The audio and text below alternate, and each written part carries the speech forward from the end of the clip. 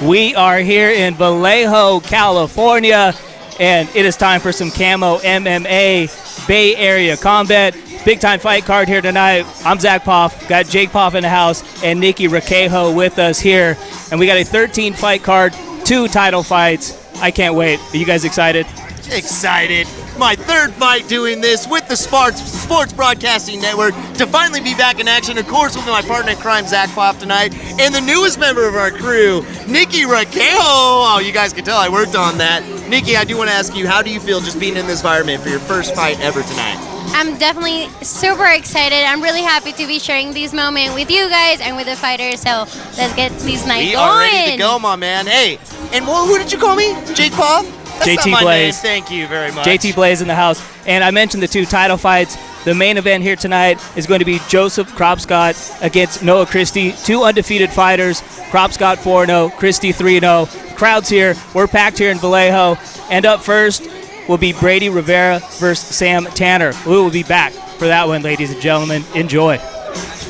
Ladies and gentlemen, welcome to the Solano County Fairgrounds in Vallejo, California. This is Bay Area Combat, a full night of mixed martial arts action brought to you by Bay Area Combat Entertainment. At this time, we have a very special set of guests. I would like to bring out the newest recruits of the United States Army, led by Sergeant First Class Hernandez. They will tonight take the oath in this very cage as delivered by Captain O'Malley. Please honor and welcome the U.S. Army Color Guard and the newest recruits of the U.S. Army.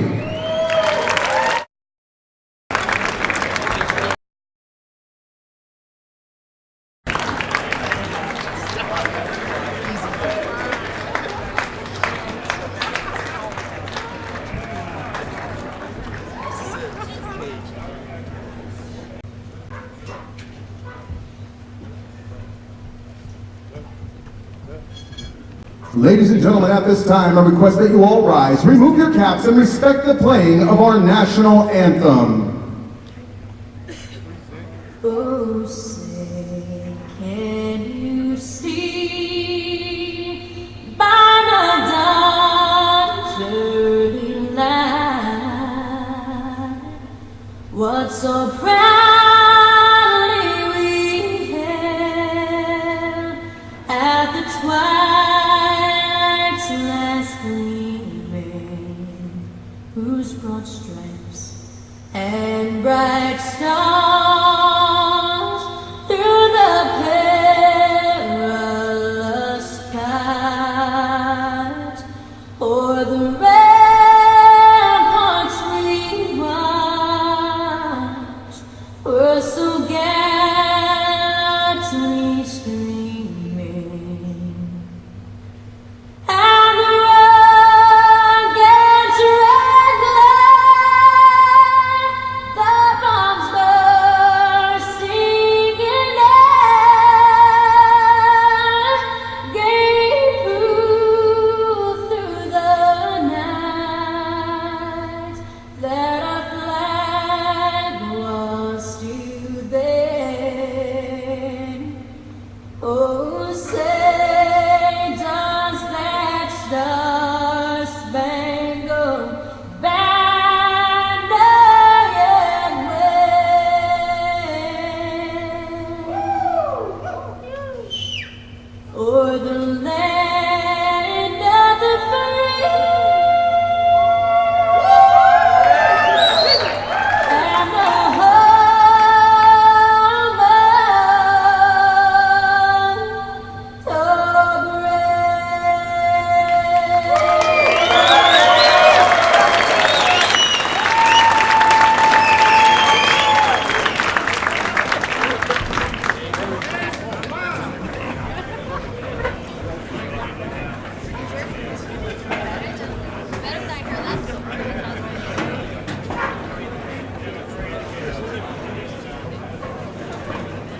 Future soldiers, raise your right hands, repeat after me.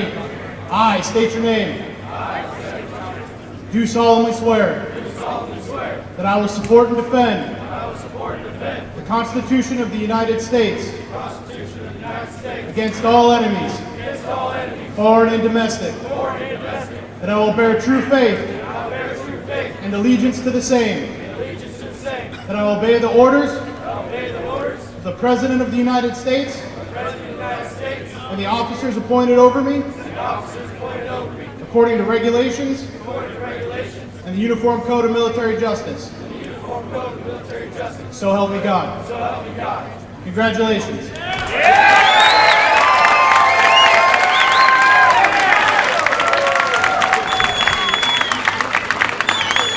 And we are moments away from the first of 13 fights. We got two dudes making their debut here tonight. Brady Rivera, who's coming out right now, and Sam Tanner, who is already introduced. Guys, what's the feeling got to be like for these guys' first fight? Man, I mean, just there actually is a nice energy in the crowd. We obviously saw the fighter coming in right now, had a little bit of a home support, had a bunch of his boys up and cheering. You got to know they're pumped up. I mean, we saw Tanner come in, hammer fisted in the floor, ready to pound some face in. I think these guys are ready for some action, and the crowd has been waiting for a little bit. We're amped up, ready to go. Let's do this. I think they're feeling that way. Yeah, there was a little bit of a delay here, so we've been waiting for about 15 minutes. Crowd's ready to go. The good thing is they've been able to have a couple extra beers, so it's going to be live. Get the juices flowing, baby. How about you, Ricardo? Did you get your beer in too, or gonna wait a little bit on that one? And in just a moment, we're going to send it over to the voice of champions, Jim Cooley, and here he is to introduce the fighters. Mixed martial arts action in the 185-pound division. The man in charge when the action begins, John Cole. Introducing first, fighting out of the blue corner, hailing from Woodland, California. He represents Team Alpha Male and weighed in at 186.5 pounds, Sam Tanner. His opponent across the cage in the red corner, hailing from Reno, Nevada, representing Internal Quest Training Center. He weighed in at 183.5 pounds, Brady Rivera. And you can definitely hear he's got his crowd right behind him. He's got his boys backing him, which you always hear that stuff in your dream. Rivera in the blue trunks and Sam Tanner in the red. Tanner coming out of Team Alpha Male here in Sacramento, California. Of course, a ton of big-time fighters. Uriah Faber, the lead guy, Cody Garbrandt, and the list goes on and on. But you know what's funny? You always hear they're from their camps, but then you look around the stadium and I don't see any Alpha Male guys here. So I don't know how much of a dedicated fighter he is in there. So don't let the name fool you too much. But sometimes... And we are set. First fight of the night, ladies and gentlemen, here in Vallejo, California. Tanner with a couple leg kicks early. Oh, He grabs a leg, going for a single leg. Good defense there by Rivera. And Rivera, of course, has a good background in wrestling. Sam Tanner, more of a jiu-jitsu guy. Brady's definitely going for that choke. Yeah, Tanner going for the underhook now. And right now, it's more of a fill-out process too, right? Both kind of just seeing their grappling skills, what each has as far as strength goes when they're on top of each other. And with Rivera having that wrestling background, able to trying to defend here. Tanner doing a good job going for a single leg.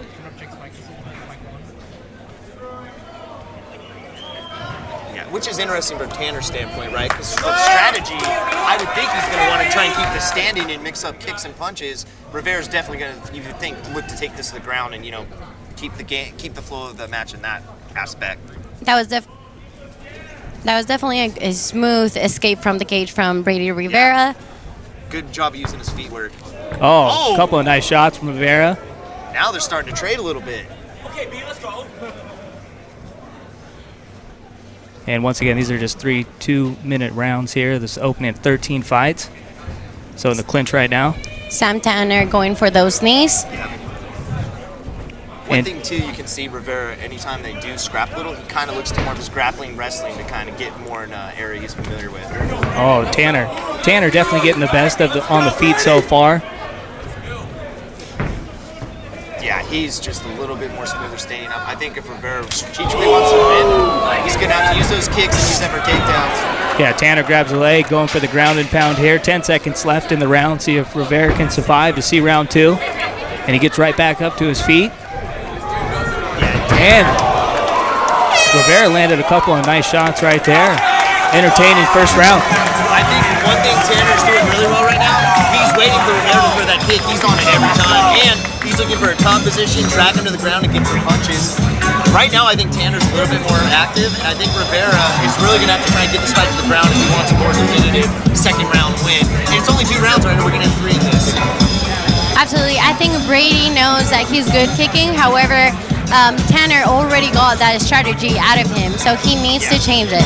All the fights that are non-title fights are 3 2-minute rounds, so that was the first of 3 rounds here. And once again, you're checking out the Solano College Sports Network. JT Blaze in the house, got our girl Nikki with us. I'm Zach Poff, and this is the first of 13 fights.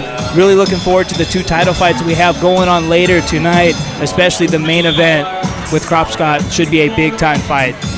Anytime you're looking at, fighters, especially in the amateur world, both undefeated, both getting hype, and going into head-to-head matchups should be a lot of fun. Who do you guys give the first round to?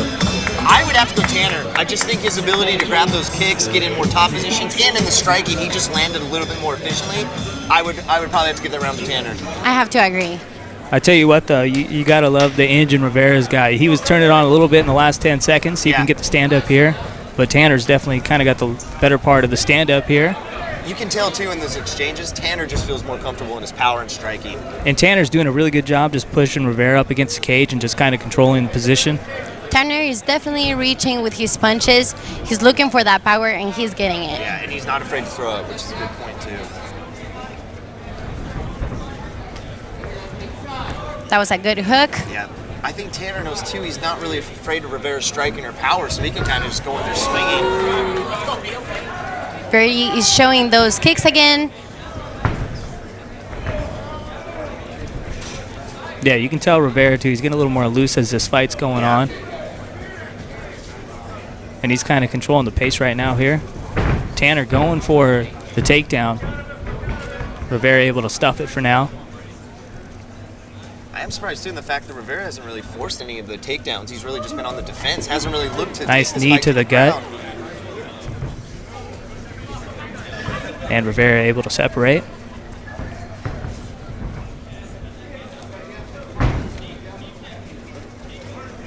Couple of nice exchanges there from both fighters. Once again, this is the first of 13 fights here at Bay Area Combat, Camo MMA here in Vallejo, California. You're checking out the Solano College Sports Network. One thing to look out, too, I think Tanner is getting a little bit tired now. Just how much more volume he's been throwing. If you look at his waist standing up, he's taking a little bit harder breaths. While Rivera doesn't look like he's really broke the sweat yet. And Rivera's got the background in wrestling, and wrestlers rarely get tired. Exactly. Also the age, you got to see that Rivera is 21 years old and Sam Tanner is 31 years old. Yeah. He has 10 years over Rivera. So obviously that's going to show on the ring. So final 10 seconds here, round 2.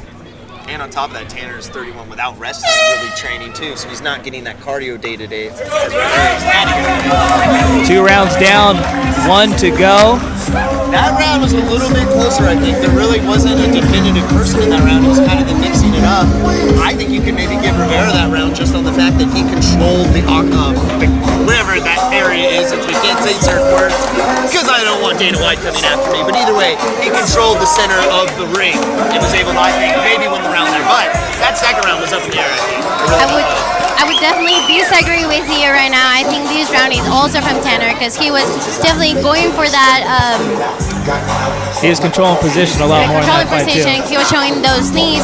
He was taking his time controlling, maybe not throwing those punches as much, but he definitely had more control over the. And I mean, it was a close enough fight where a judge could easily take either one of those aspects. And just more personal preference on the judge. And once again, just a big shout out to Steve Barnett, the promoter for Bay Area Combat and Camo MMA, for putting on another great card here in Vallejo, California, here at the Solano Fairgrounds.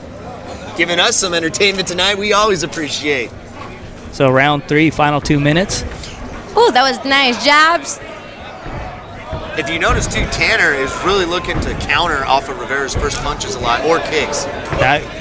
Those back-to-back kicks hurt a little bit. What Rivera needs to do is mix it up more. Not use one kick, 2 or 3 with punches, so he can't time that counter takedown with it. Rivera's landing that leg kick here in round 3. And now Rivera's doing a better job mixing up the punches and kicks, so Tanner can't counter that kick and try and take him to the ground after. And Rivera is going for the middle and lower kicks, which that obviously helps. And he finally grabbed the foot and did what he does best. Little ground. You can see how Sam Tanner right now, he's guard passing strong to Rivera. If he controls these, he is gonna win these round. And really, it's a good strategy from his point because he's been pretty successful with it so far. He's going with those hammer punches. You know, you were looking for him. You finally got some. Then again, he was stomping the mat before he even came out. And Rivera able to escape position a little bit and kind of get in a better spot here. And he's going to get back to his feet. Good job, Bob Rivera. Using and now he's got the single leg right there, trying to get Tanner on his back. And he does. Now he's going to try and take the back. And now this is Rivera's world. This is where he wants to be. And let's not forget, like we were talking, Tanner's more tired as well. And now Rivera's on his back. Not a good spot for Tanner. The ground and pound able to flatten him out. It looks like Rivera is going for the rear naked choke, and he's killing it. Now he's going for the arm triangle. Tanner doing a good job keeping his arm in there, though. Now ground and pound from Rivera. Look at those hammer Back of the head, so able to get up. Rivera landed nice here. Mouthpiece falling out for Tanner. Final 10 seconds here, round 3. Spinning back kick. Yeah, Tanner's faded. He definitely lost that last round. And that's the end of round 3, so a great finish for Rivera here in round 3. Really? I think it was pretty obvious. Tanner won round 1. Yeah. Rivera won round 3. We'll see how the judges go round 2. So which one of us two was right on how the judges were thinking? Because I really think it could go either way. And that's rare because you guys are both usually wrong. I'm actually really surprised and really happy about these fights because both of them is their first fight and they showed us a lot of variety and a lot of movements, which you usually don't see on first fighters. I think Zach made a point earlier. Rivera kind of needed to get a little bit warmed up, but once he got comfortable, he was able to mix up his punches and kicks a little more. And I think strategically, he finally got the fight to the ground where he wanted it the whole time, which really gave him that third round pretty easily. Tanner, I think, just tired out. If you watch him, and that especially second, late third round, he could barely move, throw a punch of anything. So Rivera really just had the advantage. Yeah, I was impressed with Rivera. The gas tank was great for him, and he really turned it on in the third and final round. We'll see if he did enough in the second round to maybe steal that round and get the decision here. Once again, this is both a debut for both of these fighters, and it's huge if you can start your MMA career 1-0 compared to 0-1. It's a great moment for both of them. Let's see who got the big W. Yeah, and looks like Jim Cooley's getting ready to come in to announce the official decision. And once again, Rivera in the blue and Sam Tanner in the red. And we'll go ahead and send it over to the voice of champions, Jim Cooley. Big rounds, we go to the judges' scorecards. Judge 1 scores the bout 29-28 Tanner. Judge 2 scores the bout 29-28 Rivera. Judge 3 scores the bout 29-28 for your winner by split decision. In the blue corner, Sam Tanner.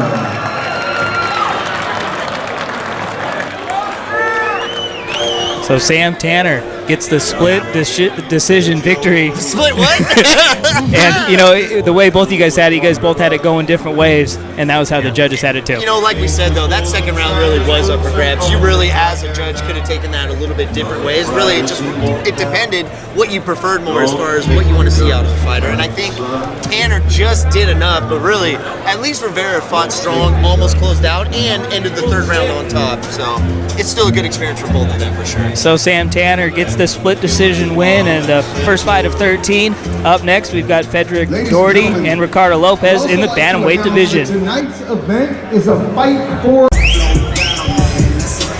We got a bantamweight fight coming up here. Frederick Doherty, 2-0, taking on the hometown kid. You can hear from the crowd, Ricky Lopez. Both these fighters come in 2-0. So this is a big moment for both of these bantamweight fighters.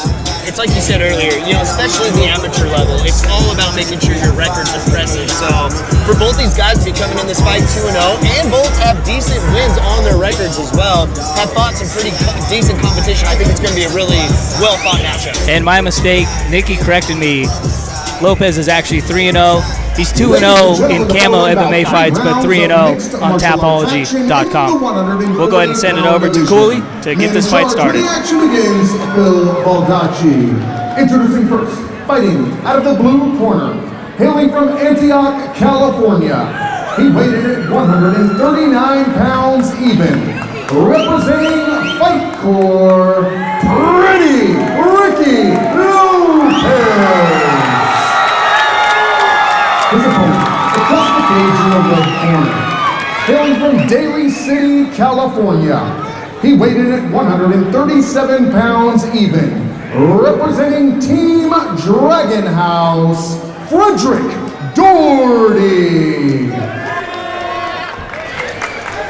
And this should be a very entertaining fight. Both fighters come in age 19, so this is going to be a good one here. Doherty got the red tape. Pretty Ricky with the blue tape. I'm excited to see what Doherty has to put to this fight. He actually cut weight in order to be able to fight it. So I'm excited to see what he has to show. And those things are, interesting to look for too, as far as cardio, how things go later in the round if they're able to adapt. Oh! And Doherty comes out swinging. Yeah, he's reaching with his punches, and look at those kicks.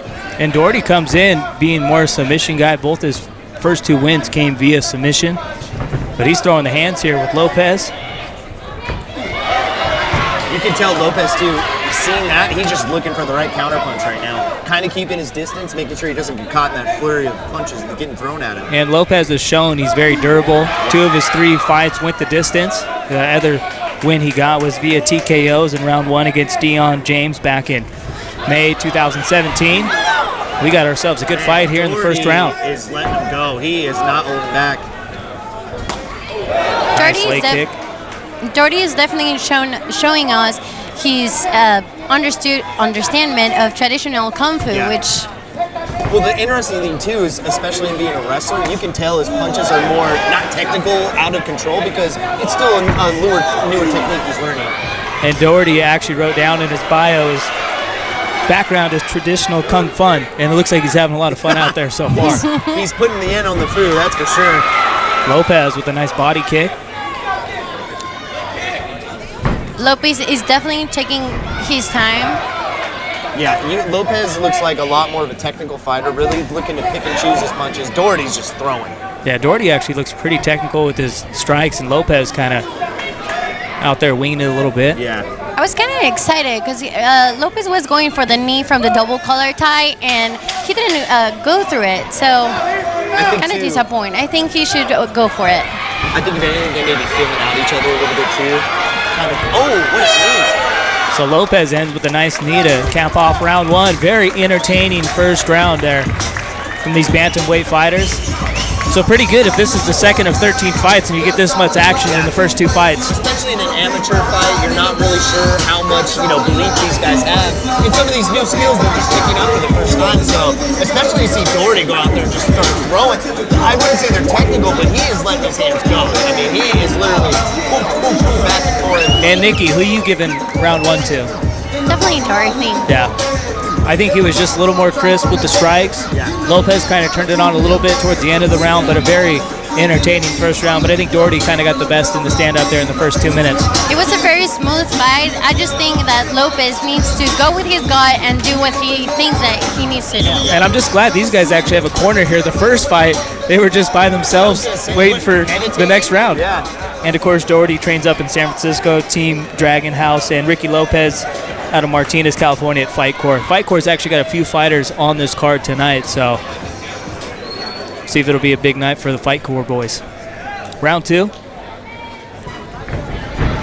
Once again, Lopez has the blue tape on his gloves and Doherty with the red tape. Oh, and their boys are throwing here round 2. Lopez, good clinch, throws a couple knees. Yeah, been impressed with Doherty's head movement here early on. Yeah. If anything, I think Lopez needs to look to get this fight in the clinch. But Collar showed us a really good collar tie. He's going with those knees. If he keeps pushing that, he can get these round. I think the one thing with Doherty, though, is he's loading up so much power, they're kind of telegraphed. I mean, Lopez has got this with power, which is pretty easy. Nice leg kick there.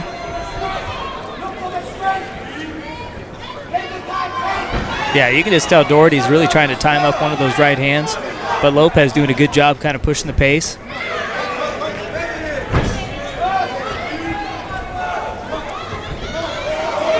Lopez knows that if he keeps reaching with his punches, he can get him to the cage and then just work his magic. Doherty lands with the overhand right, and Doherty's doing a good job landing those low kicks.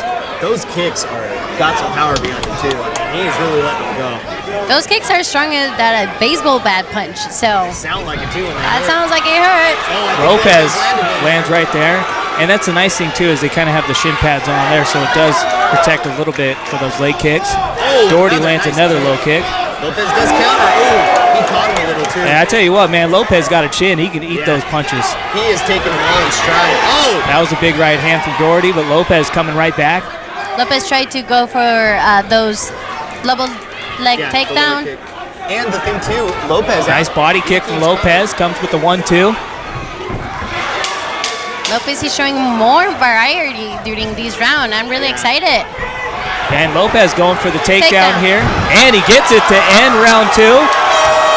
Big time takedown for Lopez. That probably stole Pretty Ricky round 2. I definitely agree. I definitely think Lopez got a lot more comfortable in that second round. And you could just tell by the flow in the fighting style. And Lopez got the crowd on his side. He's got Uncle Mo on his side here. So everything kind of pointing his direction for round 3. And especially in a close round like that, if you can steal a takedown, especially at the end of the round, usually almost a guarantee to lock up the round. So I'm almost pretty confident he locked up that second round. Yeah, once again, you're checking out the Solano College Sports Network. We're here in Vallejo, California. Camo MMA Bay Area Combat. Got JT Blaze and Nikki Raquejo with me. I'm Zach Poff, and this is the second of 13 fights. 2 entertaining fights so far here early on. Not much more you could ask for as far as action goes. I mean, each round, both guys have been throwing and a lot of volume, trying to mix it up. It's really just kind of figuring out the style of the other fighter and how you're going to counter and take advantage of that. So far, I think Lopez has done a little bit better job of that, but we'll see. And also got to give a shout out to that guy right there, Steve Barnett, doing an outstanding job. One of the best fight promoters here in the Bay Area, setting up a great 13 fight card here for us tonight. Round 3, I got it 1-1, ladies and gentlemen. Yeah, I think so too. Would Lopez take their 4th win? Oh, and they come out swinging in the 3rd. Oh! Lopez going back for the wrestling, has a single leg, tries to trip him up. Nice Good job by Doherty. He was reading that, got his legs free, and kept him down. Oh! Lopez landed with a punch, but a good low kick from Doherty. Lopez coming in. With combos. Lopez knows that once he gets Frederick into the cage, he has it. Yeah, we mentioned earlier, Lopez, he's gone the decision 2 of his previous 3 fights, so durability and endurance is no problem for Pretty Ricky. And both of Doherty's first fights have been first-round submissions. Big left hand from Lopez. Lopez, that overhand was perfect. Yeah, Lopez has done a good job kind of timing Doherty up a little bit here as this fight's going on. I think if anything, Doherty needs to mix up those kicks a little bit more with his power punches. Make Lopez look for those kicks and then try and catch him off guard with the punch. Oh! Lopez with the left. And Lopez really kind of controlling the pace here in round 3. Kind of as the Diaz brothers do, just stalking down his opponents. I think in this fight, you can definitely see the difference between an orthodox fighter and a southpaw fighter. Lopez being Head that kick southpaw. lands. Doherty wobbled a little bit. Nice one, too. That jab. Oh. You can tell Doherty trying to throw a big-time haymaker right there. Lopez just misses barely with the left. This has been a very entertaining fight. If Dana White was here, this would be fight of the night probably. The response of the crowd is amazing. It shows what the fight is giving us. Final 10 seconds, round 3. Who wants it? Those knees. Couple good knees. Pretty Ricky lands a couple late. This is a very, very close fight. What a good time fight here between Frederick Doherty and Ricky Lopez. After this fight, I definitely think that Lopez took his 4th win. What do you think, I also Jake? agree. I think in that third, I think it really did come down to that 3rd round, and Lopez had a little bit more volume, a little bit more control, as Zach mentioned, and I think his punches landed more crisp. As far as in the exchanges, he seemed to land a little bit more clear and more consistently. I would have to give that fight to Lopez. But wouldn't be shocked if Doherty somehow pulled it out. Yeah, I agree. I think Doherty won the first round, but I think Pretty Ricky was able to steal the second, especially with that late takedown at the end of round 2. And I think round 3, he just kind of controlled the pressure and landed a little bit more on the feet. And he's in his hometown on top of that, too. On top of that, too, the way that third round ended, Lopez ended with a couple good knees and a couple good punches. Pretty much was on top in the second and third round. I think both aspects. I really think the winner of this fight will have a good chance to jump into the top 15, top 10 in the California amateur rankings when it comes to the bantamweight division. Both of these kids are the real deal, only 19 years old, and the sky's the limit for both these youngsters. And just another element why this fight was important for both of them in their young careers, especially like you said, just the elements of the turn and break those things mean a lot, especially when you're a young 19-year-old amateur fighter trying to get a career. These two 19-year-old individuals definitely showed us the control and the dedication that MMA fighting takes. We're ready to set. Action-packed rounds, we go to the judges' scorecards. Judge 1 scores the bout 29-28 Lopez. Judge 2 scores the bout 29-28 Doherty. Judge 3 scores the bout 29-28 for your winner by split decision, Pretty Ricky Lopez. Pretty Ricky gets the split decision victory. So we've had two very close fights to start this night off, and Pretty Ricky steals it. I think the judges got it right there, though. He took the big 4. I'm really excited for Lopez tonight. These 19-year-olds showed us what a good fight is. He definitely took control after the second round. And hey, I tell you what, the judges are smart. They know people have had a couple of beers. They don't want them to turn into angry drunks. They want them to be happy drunks, and they've done that here. Pretty Ricky earned that fight. He moves to 4-0, and we got a good one coming up. Two guys making their MMA debuts. Jeff Herman along with Nick Runyon coming up next. And we got the third fight of the evening coming up. Let Jim Cooley go ahead and introduce these two. Martial arts action in the 165-pound division. Referee when the action begins, John Toll. Introducing first, fighting out of the blue corner, hailing from Martinez, California. He weighed in at 165 pounds even.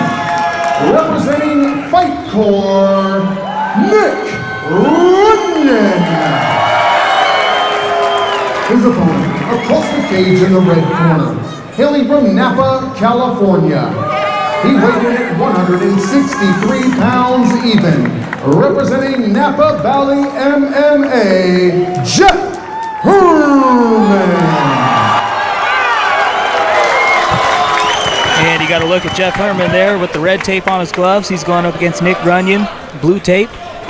This should be a very entertaining fight. MMA debut for both of these guys here in Camo MMA. This fight's at 165 pounds. Herman fighting out of Napa Valley MMA, and Runyon, another Fight Corps guy.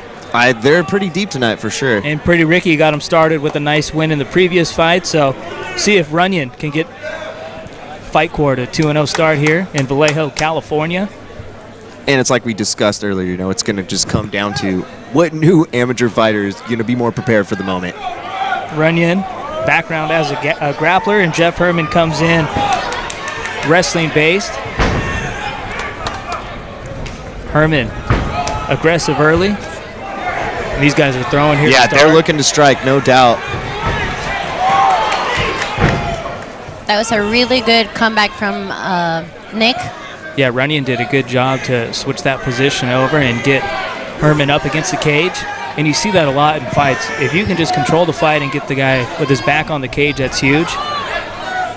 Herman trying to switch positions, but Runyon just a little too strong. Now he's going for the single leg, and he gets the takedown, but it looks like Herman might have to choke in, and good job by Runyon to make sure that doesn't get too deep. You could tell Runyon was just trying to get that pressure, get that leg. Once he had it, he knew that takedown was his. It's definitely showing us that he's a grappler. Yeah, and very smart by Runyon, too, not to be too aggressive there. able to make sure that Herman didn't have a choke in.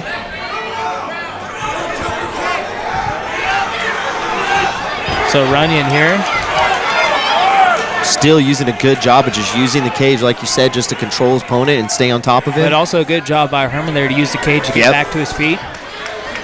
Get back up to his feet, too, as well. And he's just trying to twist out, but Runyon is just all over him. Both of them are definitely using those knees to get to those the ribs. And body shots, those really take the wind out of you, too. But yeah, Runyon's just done a good job just controlling the whole pace of this fight and just putting Herman up against the cage. Final 15 seconds here, round 1, third fight of 13 here tonight. The ref warning Runyon not to grab the cage. And that's the end of round 1. And just really a good job by Runyon to kind of control the whole pace of that first 2 minutes here. But hey, at the end of the day, we've seen it the last couple of fights. You lose round 1. We saw Pretty Ricky come back and win the next 2 rounds. So just 1 of 3 rounds. I think now, too, you kind of have an idea that he's going to be trying to grab you and throw you up against the fence. So really, it's all about your footwork and getting yourself with your feet and movement to get yourself out of those situations, or a nice counter or something. Why is the DJ trying so hard to get us back to high school? Yeah. I mean, you come in with a little John Usher, yeah? I'm ready to, well, I don't know how I graduated the first time, but I'm ready for another run. Let's go. Actually, the last thing I want to do is go back to school. Yeah, somehow this guy got his master's degree. I still don't know how that happened or how much money it cost, but... Well, do you guys remember cheating doesn't cost anything, so yeah. Who you giving that first round to, Nikki? Pretty easy, yeah? Runyon. Yeah. He ran with it. That was for you, Papa. Wow. Just ignore him, please. Yeah, that's never worked so far. Just nod and smile. Round 2. Let's see if Herman can kind of control the distance here and let the hands go a little bit. That lower kick by Herman was really good, really strong. And Runyon just showed why he's a big-time grappler there, able to control the first round. Herman trying to keep the distance here. Superman punch lands. Herman's like, you know what, I need to try and start using my punches. Oh, and he gets caught, too. Another overhand right landed right there by Herman after Runyon able to land a 1-2. High kick block there. Oh, Herman, he's trying to definitely land some power. And Herman doing a good job to not allow Runyon to tie him up here. Herman lands, big right hand. Herman is reaching with those punches. And he's throwing aggressive right now. That was a good kick by Runyon. And you could tell he's trying to just keep enough space so where he can land some nice shots, but not get too much inside where he gets maybe caught up on the fence and then back to his position like round 1. You can see both fighters are very technical. You can see it in the pace of the fight. Yeah. Ooh. Big time right hand for Herman. Herman right now in this round is just doing a better job of landing powerful punches. Oh! And just got a little too aggressive. Smart job by Runyon to get the fight to the ground there. And I think if anything, Runyon was, trying to basically set that up, let him be over aggressive and get the takedown. Yeah, Herman had him hurt a little bit on the feet there. And just Herman is going for that guard pass control. Oh! Wow. We got ourselves a good scrap here, ladies and gentlemen. I mean, Herman did everything he could to try to get to his feet, but Runyon just able to get a hold of him and flip him over. That was a pretty impressive takedown. So Runyon's going to end this round on top. He's going for those elbows. And he's in the perfect position to do it. Now the big question is, will that be enough to steal and round 2 for Runyon, because Herman was getting the best of the stand-up in the first minute 15 of that second round. And what's interesting in our other fights we've seen, it's always been that second round where the fighter who lost the first round has a close second round, and we have to usually decide. So I guarantee you Herman's going to win this third round dominantly. It's going to come down to the second round if all plays out like it has been so far.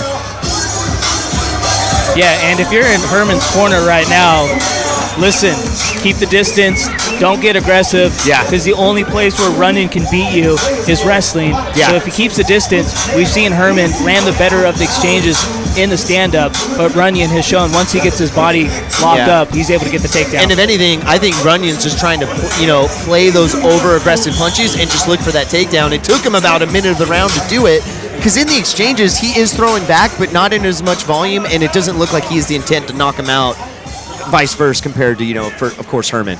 So here we go, round 3. Jeff Herman. But I mean, Nick going Runyon. in, do you think it's a 1-1 or 2-0? It's close. Definitely Runyon won the first round. Second round's up for grabs. Yeah. This is where Herman wants to fight, though. Enough distance, throw the hands a little bit. And I think if you're Herman's corner, you got to tell him, look, don't get over-aggressive with the punches. Pick and choose your shots, but look for the takedowns. That's where Runyon's going to try and take this fight to win it. And again, Runyon showing us that he's a grappler going to the cage. Yep, and he gets Herman in the right position to where he can do that, which is strategically smart by him. At this moment, I think Herman should use those knees in order to get out of the cage, because if not, Runyon is going to take the round. Yeah, this is exactly where Runyon wants to fight. Herman's got to find a way to control the wrist, push away a little bit, and create some space and get off the back of the cage. And you can tell Herman's trying to twist out right now. He just can't. And Runyon trying to sneak in a single leg there. And he goes for it. Good balance by Herman, though, keeping his legs. But Runyon was able to get his hands tied together and gets the easy takedown there. So we're under a minute to go here, round 3.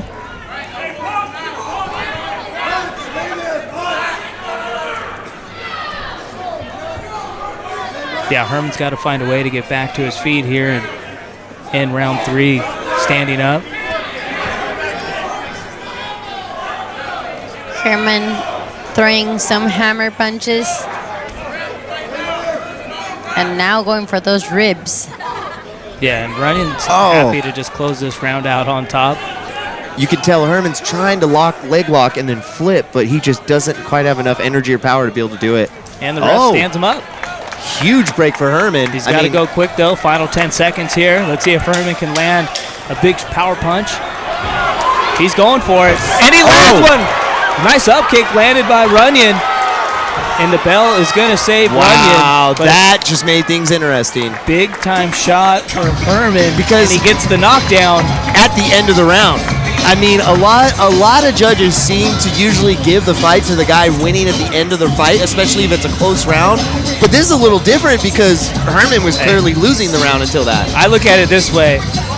In the highest mixed martial arts organization, the UFC, you see bad judging all the time. So who knows what's going on in amateur MMA judging. This fight really... Yeah, if those are the best of the best, I don't even want to know what this is. And how do you become a judge? Do you have to, pass a test? I could probably go judge this event right now. I don't think so. Yeah. Well, I could show my master's degree, I would hope.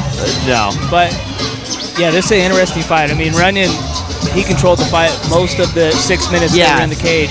But Herman landed the bigger strikes. The significant strikes definitely favor Herman. But we'll see if the judges tend to go with the wrestler or they go with the guy who might have created more damage. If I had to pick, I would maybe say Runyon because he just controlled the fight so much longer in that third round. I mean, out of the 2 minutes, he had him on the ground for over a minute. In my opinion, Runyon took the first 2 rounds, so it would be hard for him not to get these fights. So even if you're saying they do give Runyon that, or you do give Herman that third round. Yeah. You're right, because that second round isn't a guarantee at all either. And ladies and gentlemen, we're going to send it over to Jim Cooley with the official decision. See who gets their first W of their amateur MMA career. Ladies and gentlemen, after 3 big rounds, we go to the judges' scorecards. Judge 1 scores the bout 29-28 Herman. Judge 2 scores the bout 29-28 Runyon. Judge 3 scores the bout 29-28 for your winner by split decision. In the red corner, Jeff Herman.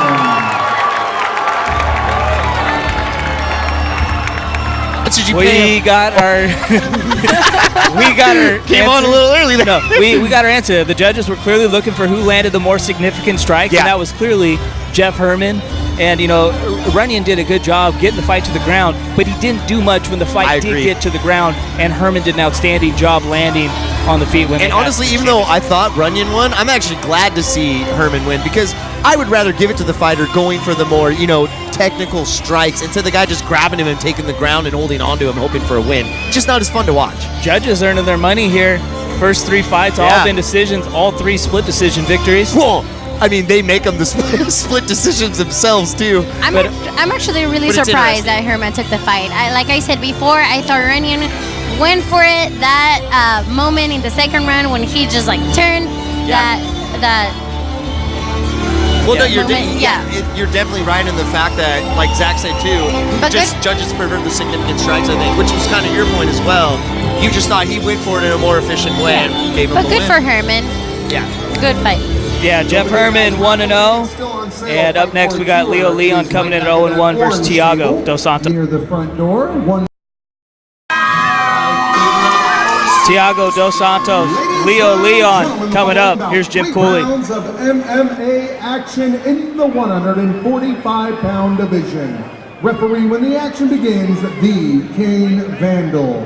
Introducing first, fighting out of the blue corner, hailing from Davis, California. He weighed in at 149 pounds even. Representing Fabio Prado BJJ, Thiago Dos Santos. His opponent, across the cage in the red corner, makes his home in Vallejo, California. He weighed in at 143 pounds even, representing Asylum Fight Team, Leo Leon. And we are set here, Leon. Red tape, camo shorts. Dos Santos, checkered shorts with the blue tape. Dos Santos making his MMA debut, fighting out of Davis, California, coming in at age 25, fighting out of Fabio Prado, BJJ. And Leo Leon, 0-1, age 21, local boy from Vallejo, California. 6'1", 143 pounds. That's light. Yeah, we'll see if Leon can use he's got the reach advantage here for sure. Leon, once again, the camo shorts. Dos Santos, I guess we'll go ahead and call him checkered shorts. So Leo Leon doing a good job kind of controlling the distance here. Just kind of throwing those jabs out there. Dos Santos gets the takedown. You got to be careful with Leo Leon. I was about to, he got way too inside, and how skinny he is, he's just going to get tossed around, I think, if there's a wrong position, especially with, a takedown. Well, you got to be careful, too, with Leon because he's so long, so he's got those arms, those long arms and the long legs, so you got to be careful to watch out for your neck. However, I think his height is also a disadvantage because Dos Santos is shorter than him, so he has more mobility against Leon. And Leon right now has his head kind of stuck in there, but only has one arm in. And Dos Santos doing a good job not trying to be too aggressive with Leon having his left arm kind of sunk in with Dos Santos. So we got 40 seconds left here, round one. It's our fourth fight of the evening. Leo Leon on the bottom here. Dos Santos making his debut on top. Starting to use a good job getting his body on the cage, trying to make his way back up to the feet. Because Leo definitely wants to get this fight separated and, go back to using his jab and his distance. But like you said, we're just not really sure how good his jiu-jitsu or ground game is to where he could use, his length on the ground to an advantage, really. And Leon's last fight, his only fight in Camo MMA, was a unanimous decision loss back in November 2017 at Dragon House against David Solano. So Dos Santos is going to end this round on top and really control the pace here, round one, once he got the fight on the map. Yeah. But also we need to notice that even though Leo was on the ground, Dos Santos was expending a lot of energy trying to hold Leon down. So we'll see how that energy reflects on the second round. Yeah, totally. And so far, we've seen in the first three fights, all three have gone to the judges, all three via split decision. So we've seen three very close fights, and it looks like we might be on tap for a fourth. I think going on Nikki's point too, him being smaller actually gives Dos Santos a better advantage to have more base in those takedowns. The thing is, he just has to get by Leo's reach to be able to pull those things off, which he did pretty easily in round 1. You knew Mac Dre was going to find himself on the airwaves here in Vallejo, California. I'm kind of disappointed it took about an hour and 15 minutes till we finally heard a Mac Dre song. And a fighter didn't even come out to him. It was just the DJ finally having enough. We need to get, stupid up in here. Let's go dumb. Let's go. If y'all didn't know, I was going dumb as well right there. So round 1, Dos Santos? Round 1, Dos Santos. I mean, really, I don't even know how you could give that round to Leo. He really didn't do anything that round other than defend, takedowns and stuff from Santos once he was on the ground. A couple jabs here and there. Saving his energy, yeah. So round 2 here underway for a couple of 145ers. I definitely think in this round, if you're Leo's corner, you've got to tell him, keep your distance and use your length to your advantage. The more you get inside, the more you give more advantage to Santos. Yeah, important too for Leon to control the distance, and just as I say that, Dos Santos shoots in, but outstanding job by Leon to flip position, but he's a little too high, and it looks like Dos Santos is going to be able to get back on top. Leon is going, he was trying to go for the rear naked choke, but again, Dos Santos got him. I think just looking at these fighters too, Dos Santos, you can tell, just has more experience on the ground. Just the way he's moving in his positions, utilizing his takedowns. Leo's not really using Dos Santos able to get into full mount now. And, so not a good position for Leon. But he's doing a good job holding the body, keeping him close, so he can't really get enough space to land anything significant. It's actually funny that you said that he's that Dos Santos is so comfortable in the He's going for the arm bar, and he's got it locked up, but Leon able to fight out of it. Dos Santos still going for it. And Leon doing a good job of rotating. He's still hanging in there. Maybe not. Dos Santos not giving it up. Leon doing a good job to use his other arm to kind of relieve pressure. And important for Leon here to clasp his hands together there and not allow his left arm to be free. Control the wrist. So we're down to 25 seconds here. See if Leon can hold off Dos Santos for another 20 seconds. The problem, too, is even if Leon gets out of this round, he's definitely going to be down 2-0 and going to have to find a way to finish in the third round. But on top of that, Dos Santos using a lot of energy here going for the arm bar, so we'll see how it goes. And it looks like Leon's going to survive here and see a round 3. Well, at least that was a good job of Leon, not to at least get submitted fully, but looking pretty dim for him right now. He's going to have to do something really spectacular in this third round if he wants a chance. To win. I mean, like you said, though, we don't know what the judges are going to pull off. So even looking at Dos Santos right now, walked his corner, he looks pretty tired there, and Leon got to his corner pretty quick, though. But he has 2 rounds down. Yeah, well, he's got to get a finish here, round 3. Yeah. And it's his first fight. I'm really excited about everything that he's been showing us. He's killing it out there. Yeah. Congratulations, Dos Santos. He's just fighting a smart fight. And he's looked comfortable doing that, too. Really, he's gone for the takedowns. Has had no real issue as far as takedown defense or anything. He's been able to land them both pretty easily. And once he does, he controls the fight from there. So really impressive by Dos Santos, and which is smart, right? If you're the smaller fighter, you have good takedowns. Why stand up with a guy with length when you can take him down, use your magic, and go from there? Dos Santos, I think it's just utilized his game plan both rounds to a T, and it's got him up 2-0 so far. Yeah, Leon's got to get a finish here round 3. He has looked pretty decent in the short time it's been on the feet, but Dos Santos has done a good job to shoot right in and get the takedowns here in round 1 and in round 2. Final 2 minutes. Dos Santos going for that double leg takedown. And then he shoots right in. He's got to be careful with his neck, though. Leon trying to set up the choke here. But Dos Santos, very smart, going to the ground. Dos Santos knows that when he's in the ground, he has Leon down. So. And pretty much he's just been doing that each round. And another thing, too, even if you're tired, if you can just use enough energy to get that takedown and get on top of your opponent, don't have to use as much energy, which is key, too. And Dos Santos able to pop his head free. Hey, let's not forget, it's pretty tiring when you got a guy on top of you, too.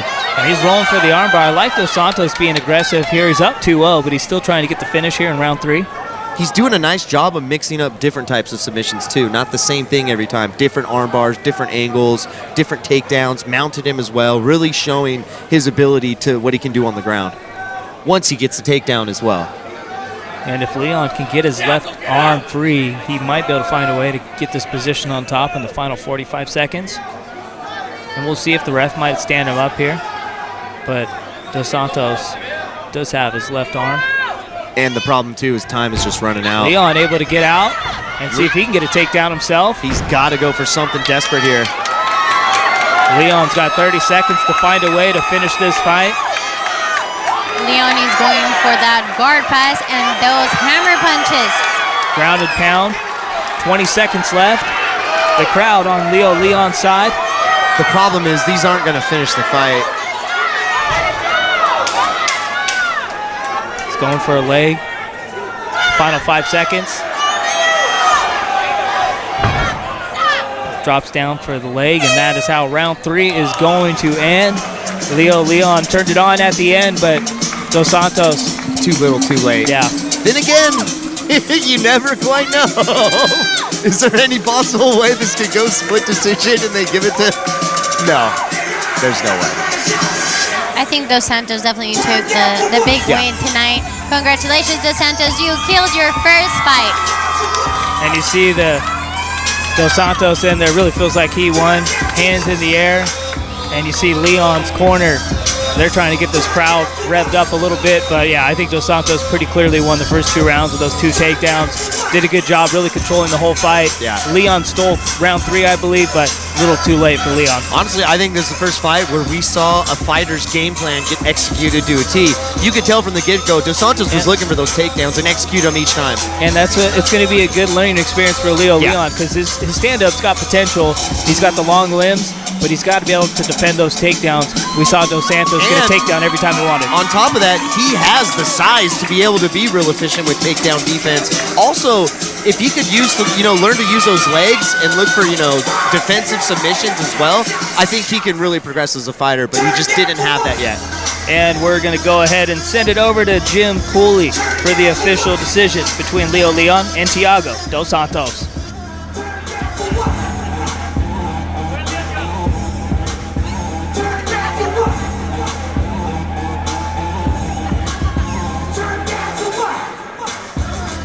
Ladies and gentlemen, after 3 big rounds, we go to the judges' scorecards.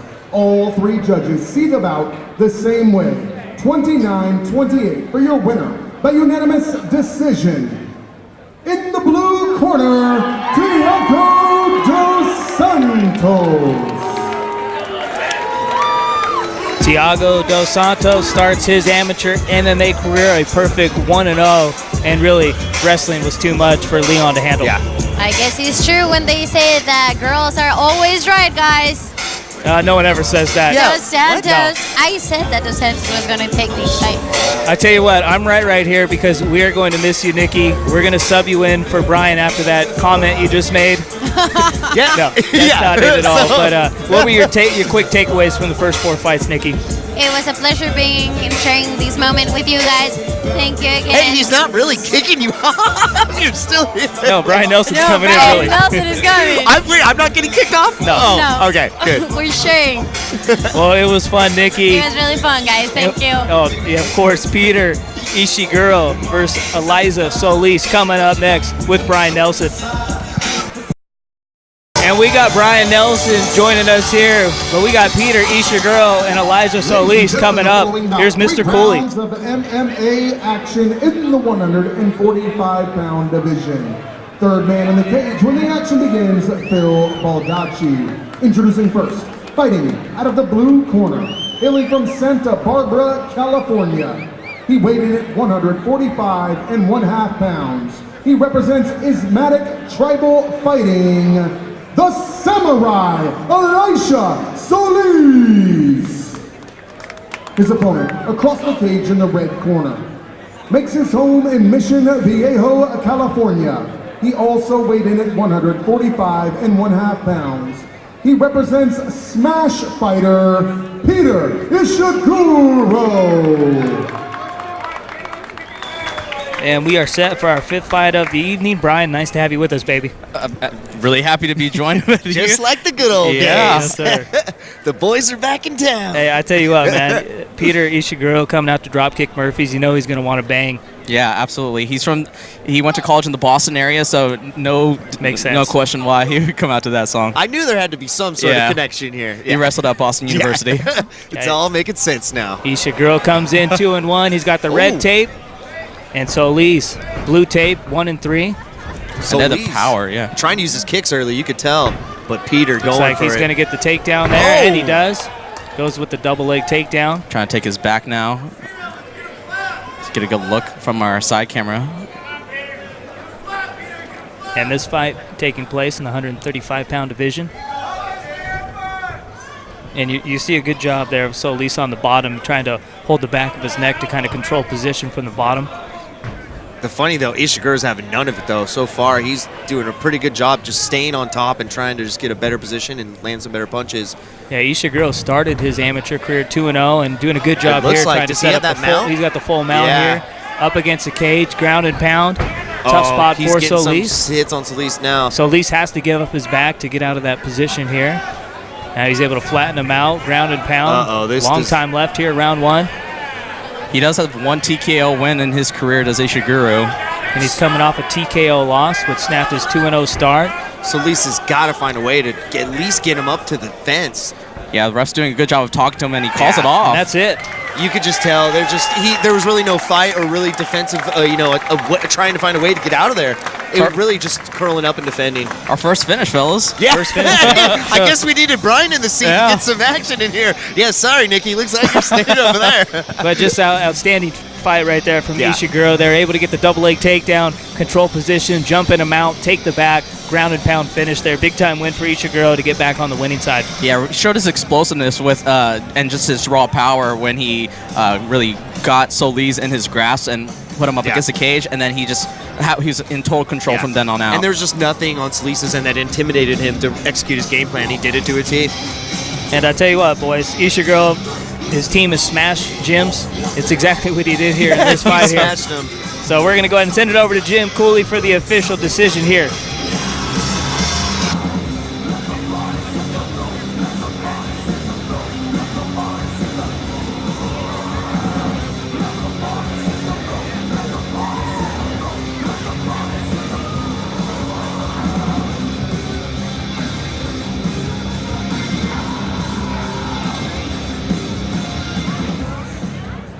Ladies and gentlemen, at 1 minute, 17 seconds of round number 1, referee Phil Baldacci has called a stop to the contest. Your winner, via technical knockout, Peter Ishiguro. There it is again. Drop kick Murphys. I know he made Boston proud with that win right there. And 3-1 start here in his amateur MMA career. Nice job. And Solis snapped his 3-fight losing skid in his last fight. Drops this next fight here. But a tough guy, but just ran into too big of a monster here tonight. Yeah, and Solis is only 21 years of age. Yeah. Peter Ishiguro showed his experience with wrestling and just impressive in dominant fashion here. Would like me to remind you All right, there is Jim Cooley's got an no announcement, flash so- photography during tonight's event of any kind that includes videoing with your phone with the light on. Please keep your lights and your Well, we got the big boys coming up. Oscar Hernandez and Quentin Wright. We'll go ahead and send it over to Jim Cooley. Ladies and gentlemen, the following bout, 3 rounds of mixed martial arts action in the heavyweight division. Referee, when the action begins, John Toll. Introducing first, fighting out of the blue corner. This fighter makes his home in Martinez, California. He weighed in at 212 pounds even. Representing Fight Corps, Quentin Wright. His opponent, across the cage in the red corner, makes his home in Vallejo, California.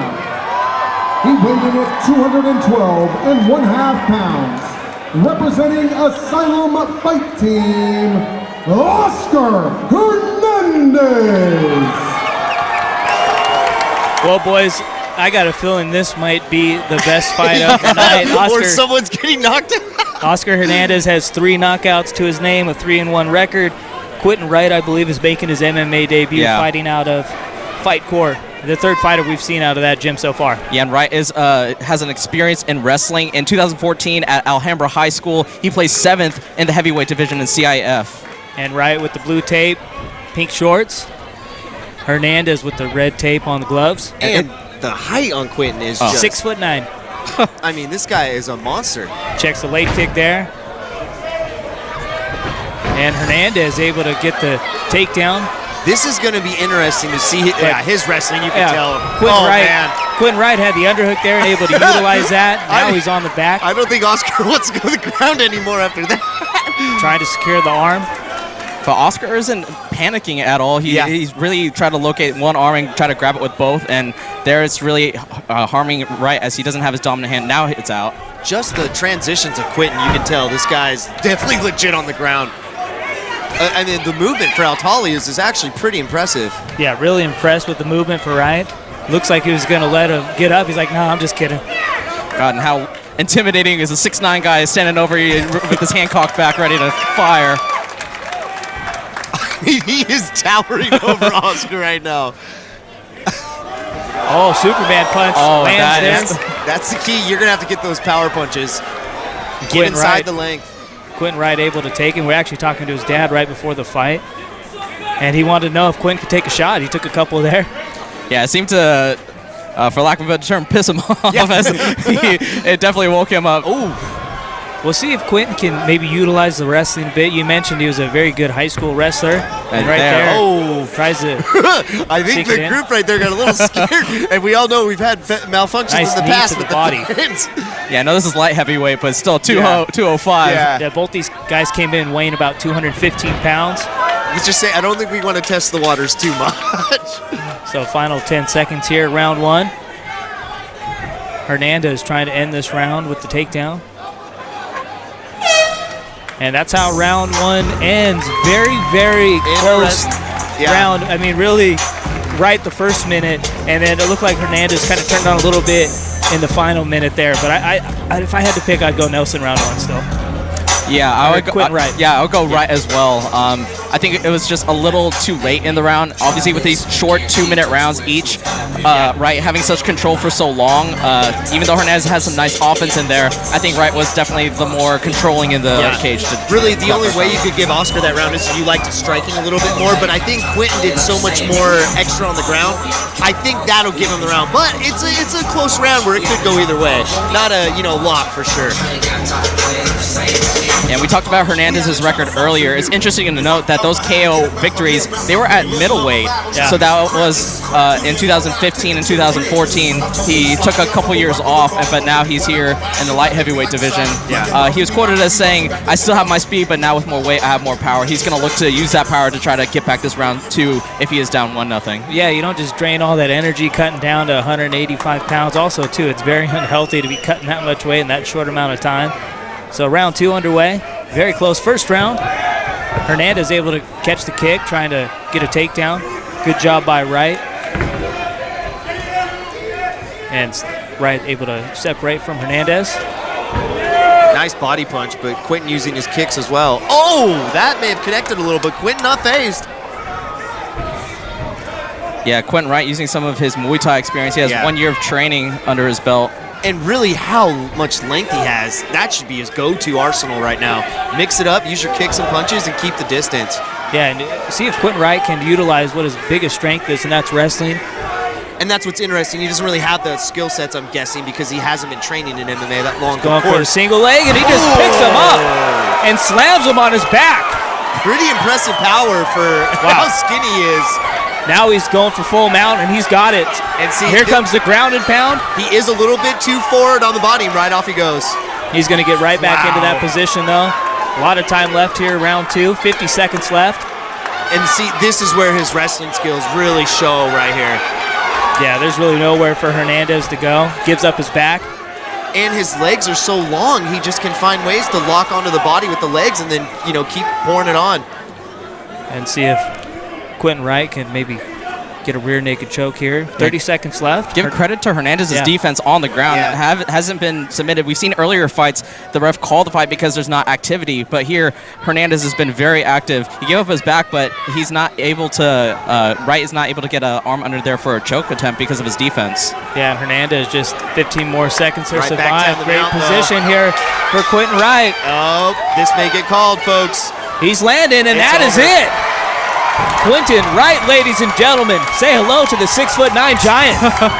Hey, watch out for this guy, man. He has all the natural skill sets. It's just going to depend. Is he going to put in the work to really develop? But, man, I like this kid. Is an athlete. He's, he reminds me of John Jones. He's just a pure Calm athlete. down. Well, Calm down.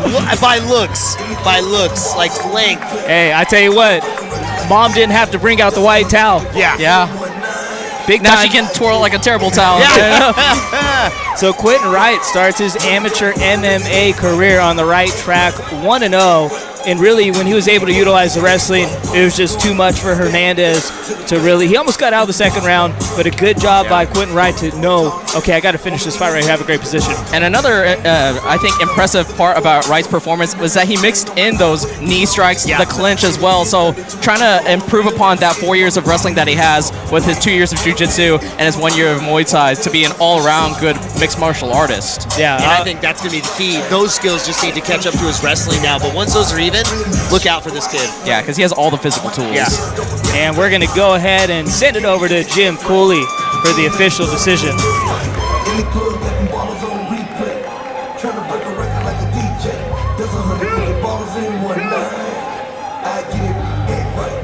Ladies and gentlemen, with just 6 seconds left in round number 2, referee John Toll has called a stop to this contest.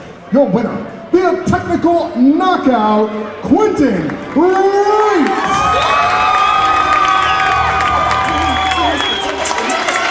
Here comes the jam again, gets you ready for Thanksgiving. He's definitely going to be grubbing on some of these probably tonight. Hey, yeah, he's happy he can go back to eating after, the little weight cut there, but super impressed with Quentin Wright. I think he's a name that we could see on the scene. Obviously, it's his first fight. Yeah. Probably needs to get another 5 or 6 amateur fights under his belt till he makes to that next circuit. But with the Northern California area being so good when it comes to mixed martial arts, you could see this guy maybe going to Team Alpha Male or AKA. Yeah, and only 21 years of age, 6'9", and fighting it as a light heavyweight. Yeah, those grow on trees. Those type of athletes. No pun intended. Yeah. And it's weird to see a guy with his build be a wrestler.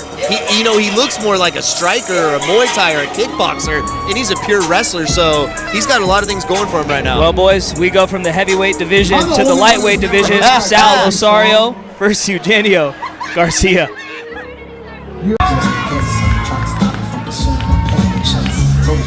Ladies and gentlemen, the following bout, 3 rounds of MMA action in the lightweight division. The man in charge when the action begins, the Kane Vandal. Introducing first, fighting out of the blue corner, hailing from Napa, California. He weighed in at 159 pounds even. Representing Team Hooligans, Eugenio Garcia.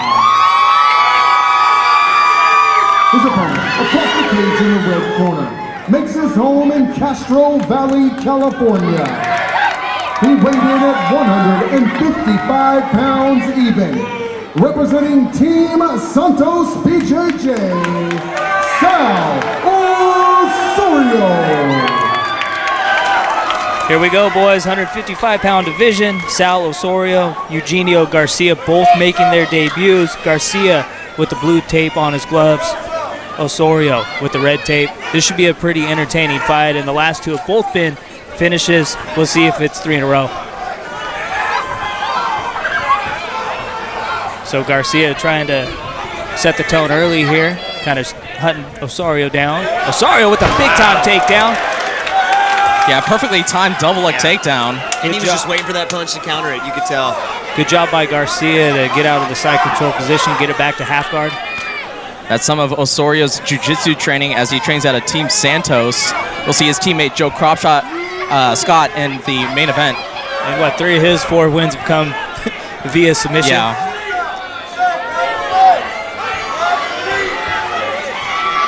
So So Garcia trying to find a way to get back to his feet. We're almost to the halfway point here in round one. And Osorio able to get the back. And this is where Garcia does not want to be, as he is typically a stand-up fighter, a Muay Thai practitioner. On his back is not where he wants to be. And plenty of time for Osorio to work. He's got a full minute left here. That looks pretty tight. And that looks pretty bad here. You know what? Oh, he's going to have to tap here. He's got it locked up. How is he holding his... Yeah, and there's the tap. I was about to say, I don't know how he's breathing. Secure the neck, secure the bag. Yeah. Big time performance there for Sal Osorio, able to get the first round submission, rear naked choke. Yeah, they're definitely going to check on him, as he was in that rear naked choke for a long time. Tried to punch his way out, but you could just tell the lights were going out on that one. And that was Osorio's world. He just took the fight where he wanted and never looked back, and game over. And so this was a matchup between two fighters who are making their debut as well. So Osorio starting out on a great note for Team Santos with his first career victory. Yeah, big time performance there. Yeah. So Sal Osorio, just like his boy Kropscott, able to get a big time submission. I believe his last fight was via rear naked choke. Yes. And Osorio does the same thing here. And for Garcia, this is his first fight out of Main Street Hooligans Gym in Napa, California. 26 years of age, and so he just needs to take this experience and learn from him. And obviously, some takedown defense is probably the next phase of his mixed martial arts career. Yeah, Osorio was just able to utilize his strength, got the takedown, great position, able to get the back, secure the neck, get the win. And you know, when you fight your first time, these are the things you want to test and figure out too. So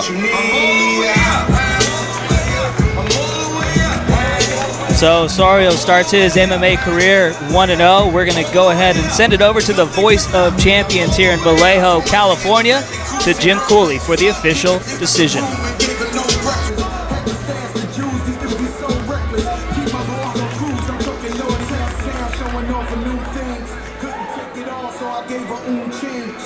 Ladies and gentlemen, at 1 minute, 13 seconds of round number one, referee Kane Vandal has called a stop to this contest. Your winner, via tap out due to rear naked choke, Sal Osorio.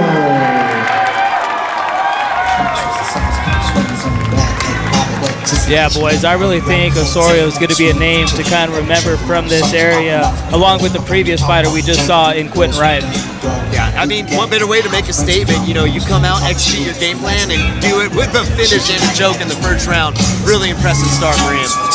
Yeah, and this whole event has gone on really well for Bay Area Combat. Really close split decision wins, and now we're on a streak of finishes. Very exciting for these fans. Yeah, 3 finishes in a row. We'll see if it'll be 4 in the welterweight division between Anthony Garon and Mark Vargas. We'll go ahead and send it back over to Cooley for the official introductions.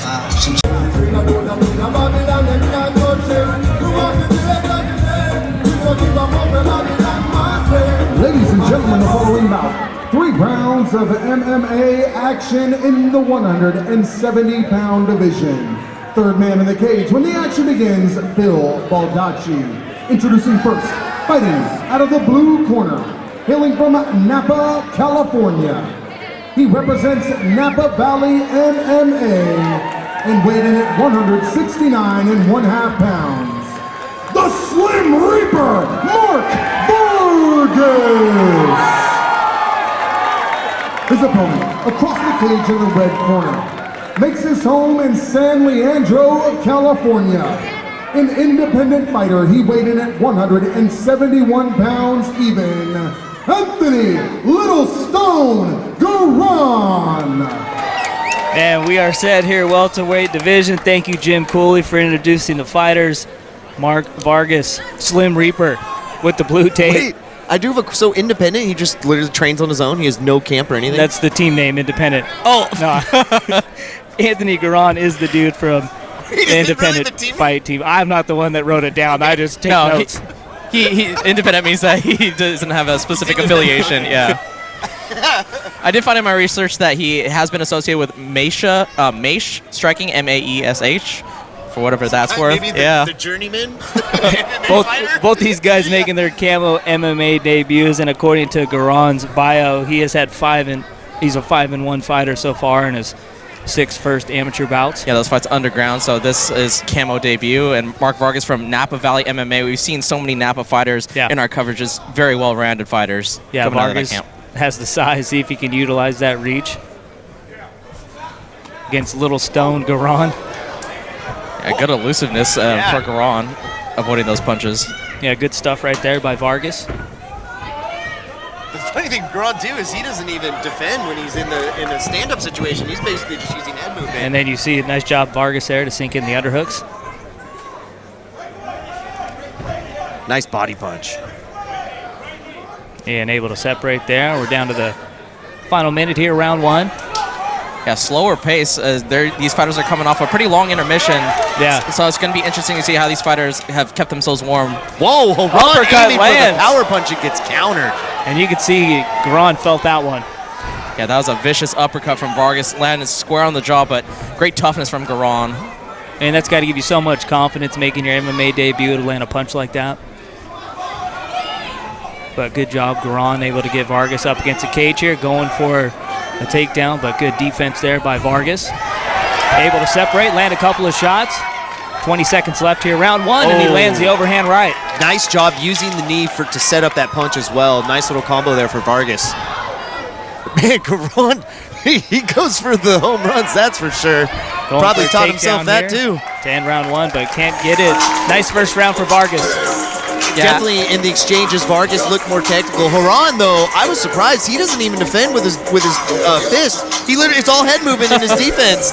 It's I don't know if it's the most effective, but he was doing a pretty good job so far. But Vargas still landed a pretty nice amount of combos. Definitely think he took that first round. When your nickname's Little Stone, maybe you're a little hard-headed at times, and you want to lead with the head. Yeah, and Slim Reaper living up to his nickname there in round 1. A good first 2 minutes for Mark Vargas. As you mentioned earlier, Brian, he's training out of Napa Valley MMA. A lot of guys on this card from Napa Valley MMA. Yeah.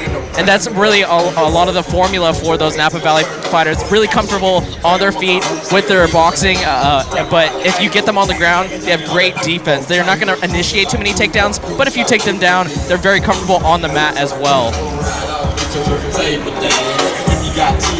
And we are set for round 2. Once again, you're checking out the Solano College Sports Network. We're out here in Vallejo, California. Yeah, this round's really going to be interesting to see. One, I guess Garon doesn't have a corner either, right? So he's making the the adjustments on the fly on his own. Oh, and his adjustment wasn't anything. I'm going to keep throwing haymakers and hope for the best. Nice straight right landed by Vargas. See, he loads up every time. You're checking out Bay Area Combat here, Camo MMA. Steve Barnett, the promoter, put together a fantastic 13-fight card, and we're past the halfway point here. Yeah, Vargas doing a nice job of taking control of the center of the cage. And I think Vargas, just from a strategic standpoint, realized, okay, just don't let this guy land a haymaker. I'll pick and choose my spots, and I should be fine. It takes a really long time to wind up for those haymakers, too. So Vargas, I think, can see the telegraphic motion that Garon has. Totally. And just how comfortable Vargas seems standing, it doesn't seem like an effective strategy, like he's going to let himself get caught with something that, like you said, taking that much time and power to throw. And Vargas goes with the clinch, lands a nice knee. That one hurt Garon. Yeah, you can tell he's in a little bit of pain after that nice knee. Now he's got him up in the cage with bad position. This may not go much longer. He's not really defending. Trying to slip a hand under there for the rear naked choke. Vargas trying to end it with a little bit of ground and pound, but yeah, trying to utilize maybe a couple more punches. I think the ref's going to call this. He just needs to keep attacking him. His left hand looks like it's under or being pinned down by Garon. Garon looks like he's in pain something happened. Garon is like screaming in pain right now. And Vargas did a good job too. Great sportsmanship there. Pointed to the ref that Garon was in a bunch of pain and didn't land any more shots right there. I think Garon got caught and like pulled something or hurt his arm because I think it was that knee to the body there that really was the downfall for Garan. Yeah, immediately his facial expression winced on that one, and when he was pinned up against the cage, obviously Vargas followed up. But once Vargas kind of, I think he heard Garan trying to explain like his situation, so he let up on his aggressive attack, and good call by the ref. And there you get a shot of Garan. He's bleeding from somewhere. So Napa Valley MMA improves to 2-0 so far on the fight card here tonight, and you get a look at Garan there. It's hard to tell. Yeah. He probably busted nose. He took some shots, that's for sure. The way he fell down, though, it looked like something tweaked or twerked, but I think you're right, Zach. It was just more of that those punches and that knee. Applause for Anthony Garan. He's on his feet. He is okay. Hey, give Vargas a lot of credit, though. He came in this fight, executed his game plan to a T, and just real technical and sound. He looked really impressive this fight. Yeah, I've been super impressed with Napa Valley MMA's stand-up game so far with Vargas here in this one to get the second round TKO, and Jeff Herman, who got taken down a couple of times against Nick Runyon earlier, but the stand-up and the significant strikes really won him that fight, and it was the same case for Vargas here. Great knee landed and utilized that position to a second round finish. Yeah, I was just going to say, you made a great point, Brian. That camp, you can tell the things they polish on, and you see it in the ring, and it's a smart, effective way to teach your training camp. We'll go ahead and send it over to Jim Cooley for the official decision. Ladies and gentlemen, at 1 minute 25 seconds of round number 2, referee Phil Baldacci has called a stop to this contest. Your winner, via technical knockout, the Slim Reaper, Mark Vargas. So the Napa fighter, a lot of fans here cheering him on. Big time win for the Slim Reaper. 1-0 to start off his MMA camo career. So far, I mean, I think the most impressive camp, just as far as, getting your amateur fighters prepared the right way is so important. And like we talked about earlier, it's so important to get your career started the right way. When you have those tools in your tool bag, just makes it that much more easier, and we've seen that so far in this event tonight. And you see on the screen, Dontabe Mohammed, he's a Bellator fighter for MMA, so a professional to come out of that camp as well to continually give back to Napa Valley MMA. Great mentorship from Dontabe. And it's funny, usually when you see an amateur versus a more professional, you can see the difference. We got 5 fights left. We'll send it over to Jim Cooley to get us ready for Giovanni Amador Rosales and Danny Peoples.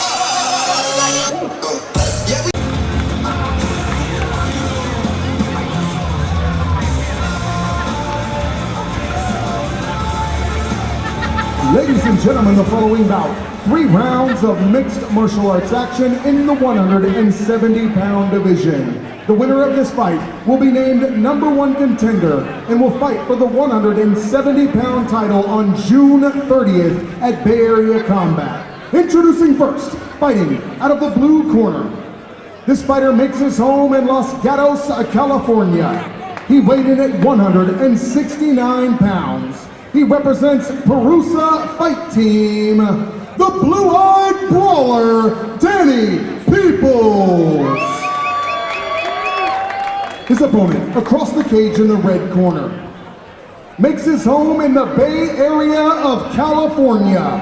He weighed in at 167 pounds even, representing Pops Training Camp, El Matador, Giovanni Amador Rosales.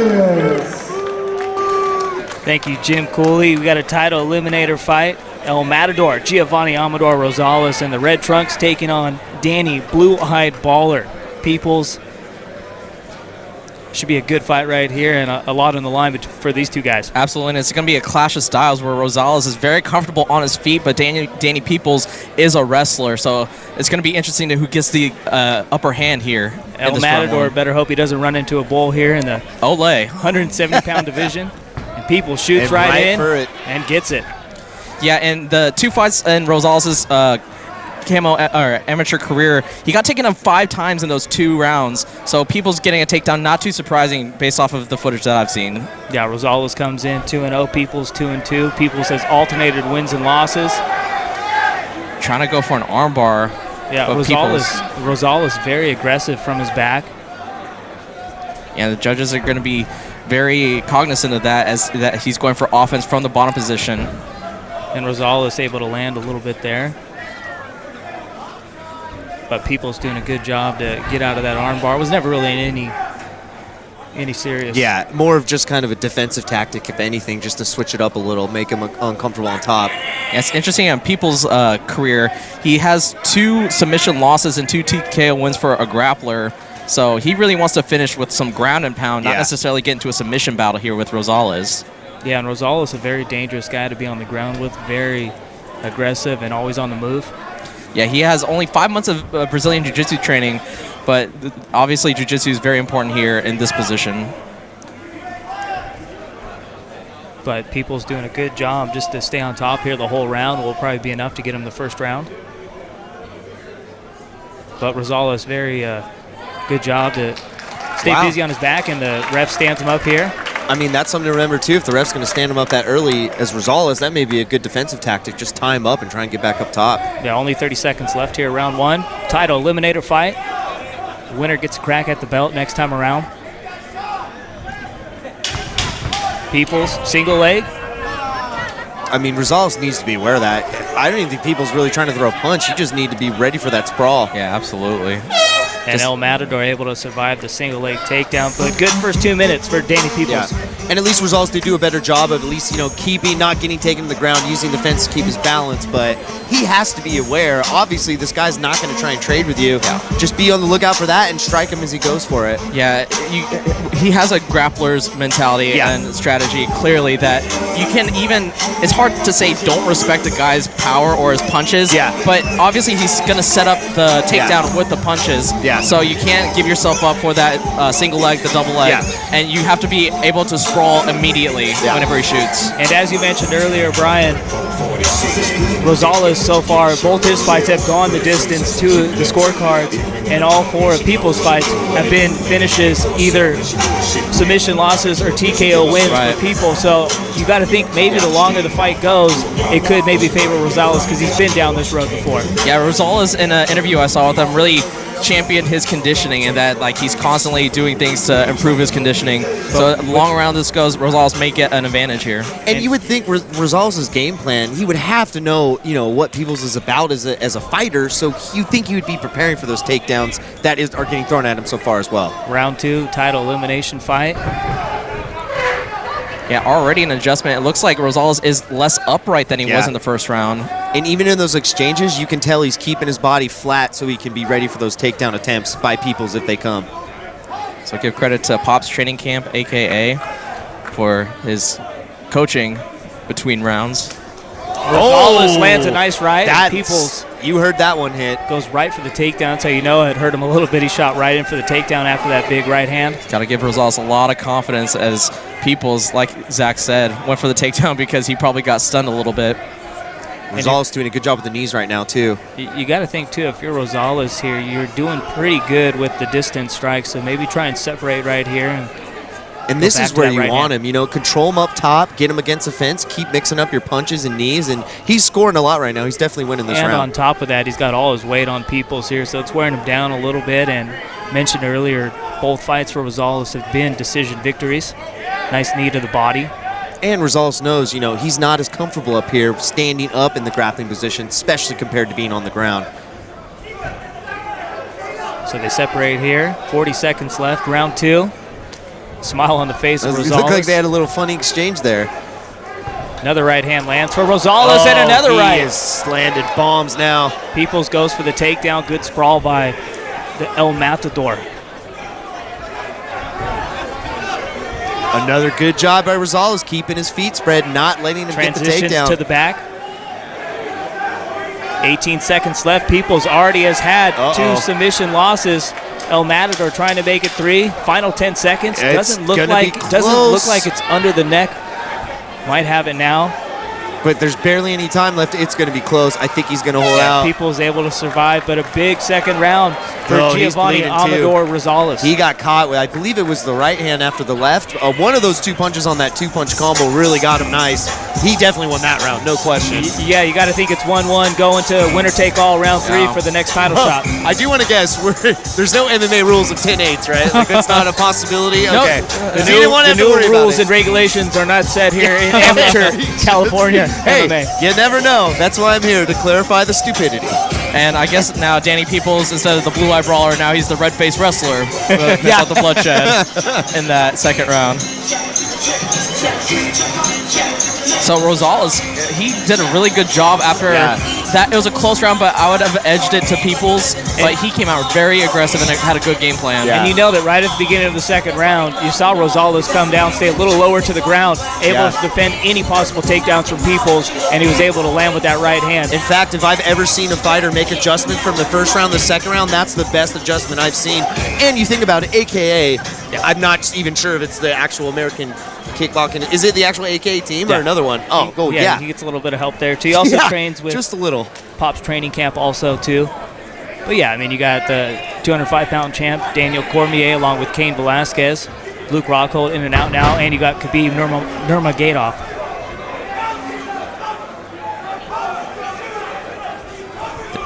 I think Rosales is easier than Nurmagomedov. Don't want to wrestle that guy. Yeah. And you can tell all Peoples is going for is that takedown, and Rosales is all over it now. He's not giving it to him. Peoples breathing really hard out there here in round 3, and Rosales looks like he can go another 3 rounds after this. It's going to be tough for his conditioning to breathe out of his mouth the entire round. Nice kick to the body lands for Rosales. Yeah, Rosales is just doing a really good job keeping the fight where he wants it and then just executing. He looks very comfortable at his own pace, not going too aggressive to get too close to the wrestler. If he gets too close, maybe he gets taken down. Rosales having fun out there, smiling, telling Peoples to come at him, lands a right hand. He's talking to him a little bit. Yeah, Rosales landing at will. Finding his range, getting his rhythm with those strikes. Oh, this one might be over. Lands the 1-2. Peoples goes to a knee. Peoples surviving barely. The ref looking to stop it. And that is all she wrote, folks. Wow. Big time win for El Matador. He is getting the next title shot. Yeah, at 170 pounds. Impressive Giovanni Rosales with that third round knockout victory over Danny Peoples. His first finished victory of his career. You could tell once he controlled the fight and where it was going, and Peoples had no way to get into the ground, this fight was over. And Rosales really just did everything he could to make sure it kept standing. Ended it. Great fight for him. And even the first round, I mean, Peoples won that round with the takedown, but Rosales super aggressive on his back, made Peoples work, and then able to wear him down round 2. Round 3, Rosales just too much to handle for Danny Peoples. Yeah, just impressive fighter strategy from him and his team to recognize that Peoples was just really going for that takedown, and that was pretty much his entire offensive strategy. You make a small adjustment as to really get lower and just anticipate those takedown attempts. Yeah. You see what it does for you. Yeah, I mean, there's been 3 guys I've been super impressed with tonight. Quentin Wright, Sal Osorio, and then obviously El Matador here. We're going to go ahead and send it over to Jim Cooley for the official announcement.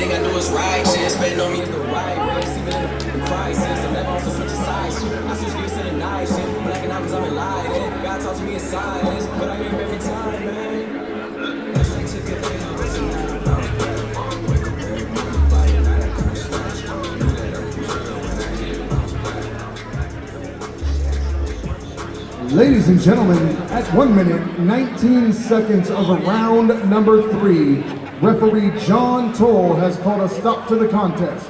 Your winner, via technical knockout, El Matador, Giovanni Amador Rosales.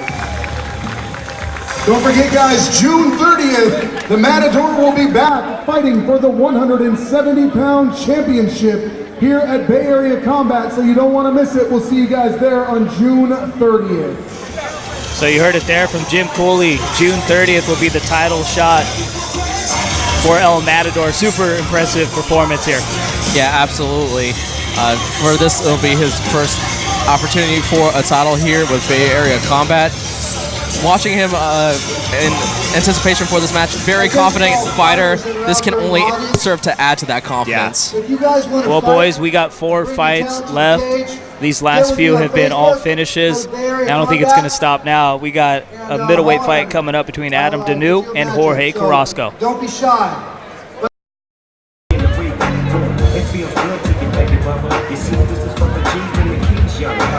Ladies and gentlemen, the following bout, 3 rounds of mixed martial arts action in the 195-pound division.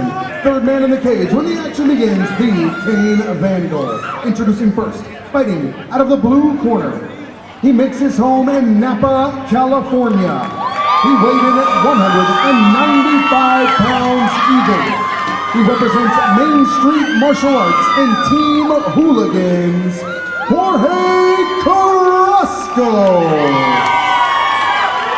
His opponent, across the cage in the red corner, makes his home in Tracy, California. He weighed in at 196 pounds even. He represents Dragon's Den, Adam the Destroyer Danu. Well, boys, we got 4 fights left. Adam Danu, the Destroyer, taking on Jorge Carrasco. Danu comes in 0-1, age 39, taking on the 31-year-old from Napa, Jorge Carrasco. Carrasco with the blue tape on the gloves. And you see the American flag on Danu. Spinning back fist attempt lands He and landed lands it. with the big right hand. Oh my gosh! Wow. No, he looked like a helicopter. He just kept going. One of them's got a hit. I've never seen that. Put the ground and pound for Danu. And gives up his back there as he was trying to get the takedown, but able to roll it over. So good job by Carrasco there to get through that crazy first 30 seconds. Yeah, that was the last thing I think anybody in this building was expecting was some propeller backhands from Danu. Wow. And I still couldn't really tell what hit him. It was just the... Yeah, maybe just the force from the wind knocked him down. Big right hand lands from Carrasco. Carrasco got a nice hit back, though. Yeah, it's making Danu breathe out of his mouth. He countered it. Nice. Uppercut lands for Carrasco. He hit him with the 1-2 and the uppercut. And Danu lost his mouthpiece. Oh, we got to fight, folks. We got uppercuts landing here. Now Danu comes back with the knees. These guys are trying to win fight of the night. Going for bombs. The ref was going to probably stop this pretty soon to get the mouthpiece back in for Danu. Right hand. If he realizes that the mouthpiece is out. Yeah, these guys don't throw jabs. Yeah. They are throwing. The crowd is loving it. Yeah. Who's not? I mean, these guys are just throwing. We've seen 2 spinning back fists. I think the ref finally figured out. Probably need a mouthpiece. Man, entertaining minute 30. Yeah, I was telling you right before we started, don't expect these guys to take each other down to the mat for some grappling. Yeah. And these guys are just standing and trading heavy bombs. I think they're just going to restart the positioning up against Danu is so tired. Yeah, he's taking some huge breaths right now. I mean, unless he's still trying to make the helicopter sound effect. The refs get him back to the same position they were in. Danu got the mouthpiece in. 20 seconds left here to a very entertaining first round. Carrasco trying to land with the right hand. He's got Danu up against the cage. Final 10 seconds. Danu tries to go for the little sweep. Can't get it. Nice kick. Danu breathing heavy out there. Entertaining first round. And I mean, go ahead. Well, give Carrasco props because I'm not sure how hard he got caught. But either way, man, he took that punch and then threw some nice ones back himself. Yeah, I think he did a really good job of studying Danu because in his TKO loss, he lost to several uppercuts, and Carrasco was just holding the back of his head and just wailing away with those uppercuts. I think the first real damage that Carrasco landed really affected the breathing of Danu because no longer was he able to breathe out of his nose. He was just open mouth breathing, and then we saw as a result he lost his mouthpiece as well. So that was all a result of Carrasco landing a square punch right to the nose of Danu. And both these guys 0-1, both losses coming via TKO. And you mentioned that earlier, Brian. Danu, his last fight was at No Limit Fighting back in November. First round TKO loss to James Hutchinson. And Carrasco, on the other hand, back in December 2016, a fight we did. Second round finish for Caleb Leichlitter, and that was a vicious knockout.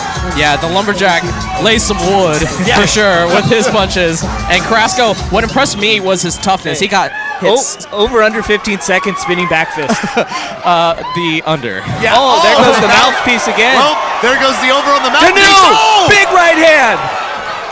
Carrasco's still functioning. Danu trying for the grounded pound here. This is just a war. Oh, nice job by Carrasco to kick him away and get back up. Yeah. Let's see if Danu gets his mouthpiece It's time for mouthpiece back. recovery. We should have took the over-under on the mouthpiece flying off. We can still set it at 1.5. Yeah. And if you get a look here, Danu, he's breathing heavy over there. I think he's breathing so heavy the mouthpiece falls off when he's trying to get some gulps of air. He has both hands on his knees, but I tell you what, man, this guy. Oh, he's still breathing. I mean, if you're Carrasco, you have to see that, right? And if Carrasco could just secure a takedown here, I mean, it'd be almost impossible for Danu to get up. He's exhausted. Yeah, he's going for that single leg position. Is Carrasco trying to sweep that left leg out from Danu and try to get some top position. Now switching to the right leg. And you see Danu there controlling the wrist and takedown for Carrasco. Danu getting right back up, though, pretty quick. Yeah, he did a good job holding on to Carrasco's right arm. Able to hold the cage there, it looked like, to save that takedown. There's that spinning back fist. Spinning back fist. Oh! Danu's got a lot of power in that right hand. I mean, I think Danu's tired because he's throwing so much power in each punch. Final minute here, round 2. Oh, Carrasco, you got to go in when you see that. And, you know, coming into this fight, I thought, no way would we even get to a third round. Yeah. We still might not. 35 seconds here. Carrasco landing. Danu! Danu, he's just out of gas. Lost a little steam on that. The helicopter's out of gas. We have a malfunction in the propeller. Oh. Danu can barely stand up. I think he may faint before getting knocked out. 15 seconds left, round 2.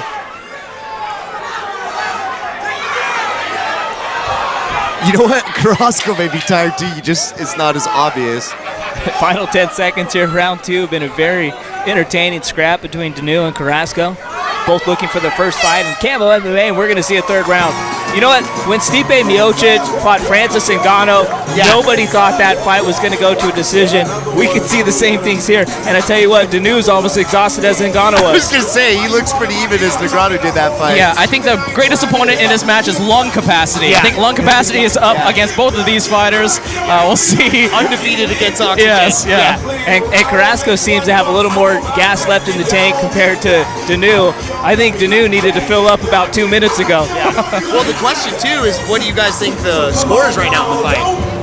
Is Carrasco up 2-0? Danu's landed the bigger strikes, but Carrasco's really turned it on late in both rounds, so it's very close. I would 1-1 maybe? Yeah, that's kind of what I was leaning towards, Danu, round 1. I'm just not sure how clean Danu's helicopter Yes, punch was exactly. at the beginning to give him that round, but it's an interesting, honestly, one of the best fights I've seen just as far as pure entertainment. All right, next prop bet. What comes out? Is his mouthpiece going to come out first, or is he going to throw a spinning back fist? Oh, mouthpiece. What if he throws the mouthpiece at him and it flies off? Final 2 minutes, round 3. Here we go. Some shrapnel. Yeah. Oh, nice uppercut by Danu. Both throwing a lot of power early here, round 3. And that's the thing, he's going to throw while he can breathe.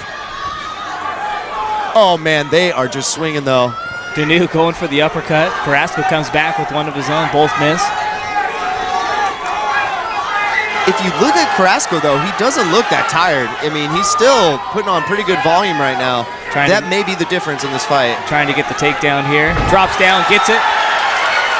Yeah, he's working so hard for that in round 2. Gets it in round 3 with a very tired Adam Danu. Danu using his energy and able to switch positions and get on top. I can't believe he's getting up after these And those judges are going to give him credit for those on the scorecard as it approaches the end, midway through this third round. Especially how quick he's doing it. It's literally right after the takedown. He finds a way back up and gets on top. Carrasco's got the open butterfly guard going right now. And we've seen the refs in this event stand people up with inactivity. I'm not sure what Danu's going to have. He's just getting a breath right here.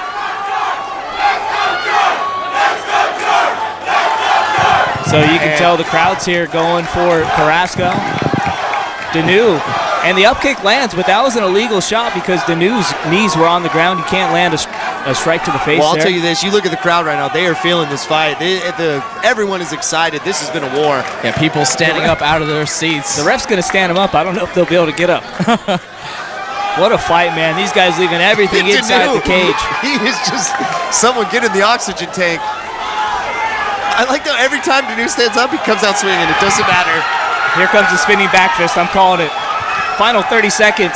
These guys are swinging. Carrasco sizing him up right now. Carrasco lands the right. There's the spinning back fist.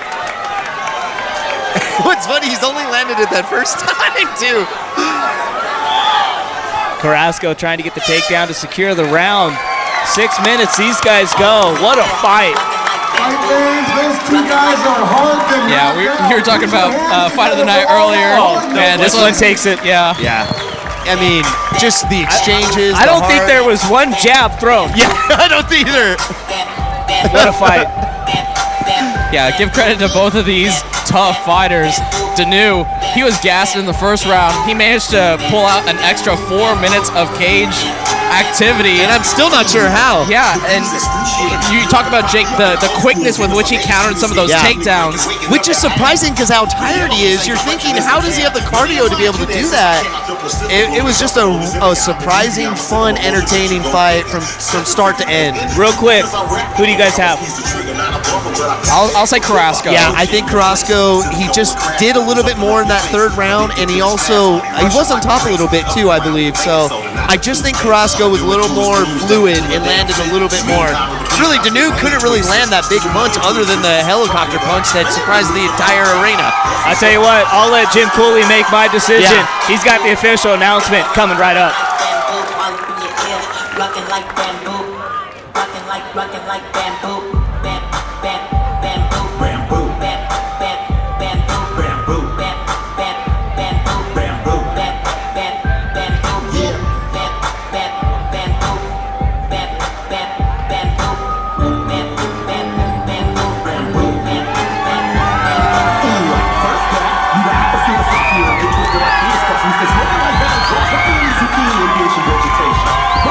distinguishing for this translation.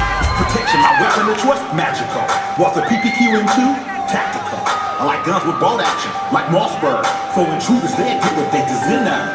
Everybody in my platoon is a tycoon for sure. Trips to Jamaica for case you buy up the top floor. I got ism, be spitting, manipulative, but in the wordsmith got a cold sales pitch. I can sell paper to a tree, drink water to the 6 cents, know the Tahoe, chips to go out here. Any berries on my bucket list. Ladies and gentlemen, before I read the scores, put your hands together. Those are two tired guys that left it all on the cage.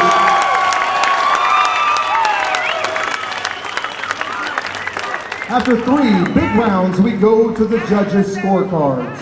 The judges scored this bout 30-27, 30-27, and 29-28, all for your winner by unanimous decision. In the blue corner, Vallejo.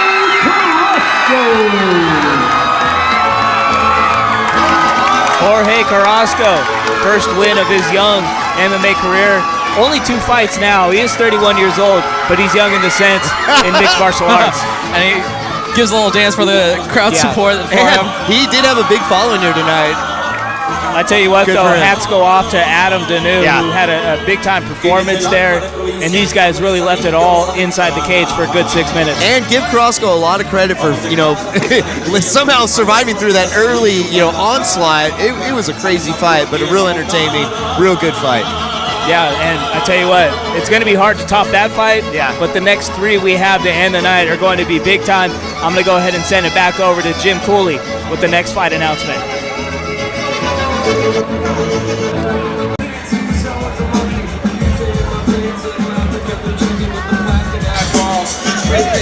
Give us.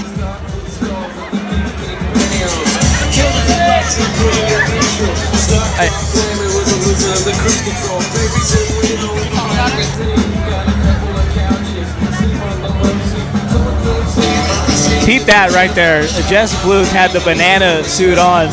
What a stud, dude. And he's taking on an absolute animal in Diego Lopez, but he steals the show with that banana suit. Yeah, it was an appealing costume with this banana. I think a bunch of these fans were a fan of it. Can't think of another one. Let's just hope he doesn't slip. Yeah, there you go. Jake, you got one? You got one. Let's just say he's ready to give some potassium. I don't know. Wow. Way to drop the bar, though. This is going to be a big-time fight, though. We got 3 fights left. I tell you what, man, Diego Lopez, he's like a Diaz brother. This is a can't-miss type of fighter. He comes in to throw down for as long as the fight goes. I'm looking forward to this one. We'll let Jim Cooley introduce both fighters.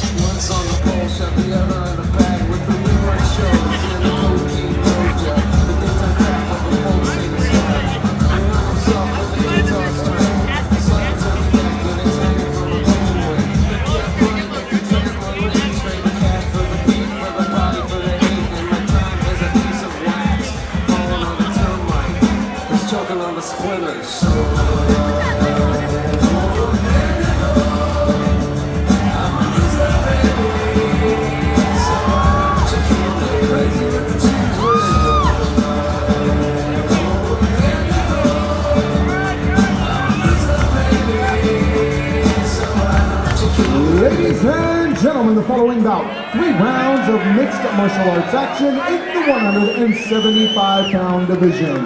Referee when the action begins, Bill Baldacci. Introducing first, fighting out of the blue corner, hailing from Napa, California. He represents Napa Valley MMA and weighing at 171 pounds, Diego Super Saiyan Lopez. His opponent, across the cage in the red corner, makes his home in Portland, Oregon. He weighed in at 174 pounds and represents AKA Jess Buster Bluth. Get your popcorn ready for this fight. This is going to be a big one. Bluth with the red tape on his gloves, taking on Diego Lopez. Blue trunks, blue tape on the white gloves. This is going to be a big-time fight. And Bluth coming out of AKA 1-0 so far here tonight. And Lopez, Napa Valley MMA. They're 2-0 so far. Swinging early. And this is the type of fight Lopez gets in. He reminds me a ton of Gilbert Melendez. A straight brawler, seriously. With a ton of heart, too.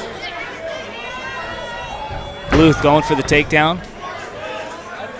Yeah, what jumped out to me when watching Bluth is just his pure athleticism. Yeah. He's a really good athlete, and he has really explosive movements, so be on the lookout for that in this matchup. He's trying to get the single leg takedown. Great balance. Yeah, Lopez doing a good job to stay upright, and it looked like Lopez was trying to secure the neck or an arm there, but Bluth able to get no damage there. And I talked about earlier in the Vargas fight, but Napa Valley MMA, they're not necessarily going for takedowns, but really comfortable on the ground, as you can see with Lopez not struggling at all, really guarding against Bluth trying to go for a mount. And Bluth comes in with a 4-2 overall record according to Tapology. He's got that mount in. Yeah, Bluth, good position right here. The only thing is a little too close to the fence, but he's doing a good job of keeping his body on top. He's landed some big-time ground pounds, and that's going to be it. Wow, that was impressive. Jess Bluth, big-time win. Diego Lopez arguing with the ref, but he was landing some big ground and pound there. Yeah, it's an interesting stoppage. I think most people here saw that Diego was fighting at the very least. Yeah. It was just that Bluth had his shoulder pinned on his body so he could defend the shots. So I don't think it was a stoppage based off of the inactivity of Lopez. It was just the flush shots that Bluth was landing, and that maybe it was called for his safety rather than not being active on the ground. We've seen Lopez fight before, and we've seen he can take damage, but at the end of the day, it is the referee's job to minimize the potential damage, and he was in a bad position there, as you mentioned, with his arm kind of locked up, and Bluth was landing a couple of big shots right there. But I feel Diego probably could have gone a little bit more, but at the end of the day, the ref's trying to look out for him. Yeah, it was an early stoppage. I think everybody in the crowd kind of feels this sort of energy kind of be like, I can't believe this is over so quickly, because Diego Lopez has never been stopped in his career. 2 losses, both by decision. So this is a hurdle that Lopez has to overcome. But one of the things that stood out coming in, he's only 21 years of age. Yeah. He's done so much at such an early age already. It's just got to be disappointing to have a fight called so early. Yeah, and Jess Bluth really needs it right now. He's age 30, but he utilizes wrestling perfectly, and a big-time win for Jess Bluth, and he's now 5-2 overall. Yeah. And we're going to go ahead and send it over to Cooley for the official announcement. Ladies and gentlemen, at 1 minute, 13 seconds of the very first round, referee Phil Baldacci has called a stop to this contest. Your winner, via technical knockout, Jess Buster Blue. So he started it off with the banana suit, then the Buster comes through with the big-time first-round TKO win against a very game opponent in Diego Lopez. Yeah, first victory for Bluth in his MMA career since August of 2015. So a long break for Bluth, but it got to feel good to have such a quick, decisive win over a very game opponent. Yeah. You mean you got to give Bluth props? He went bananas. I had to get one in, man. That was better than the potassium. I had to beat the potassium. I'm sorry. Even though it took me the whole fight to think of it, but still. We got two and fights. You just used the word. Yeah. Hey, I'm sorry I'm not creative, Mr. Peel of Banana. We got 2 fights left. They're both title fights. Up first, we got Anthony Bill against Freddie Rodriguez for the BAC lightweight title. And then after that, the main event against 2 undefeated fighters. The BAC middleweight title is up for grabs between Joseph Kropscott and Noah Christie. We'll go ahead and send it over to our guy for the official announcement for our first title fight coming up in the 155-pound division.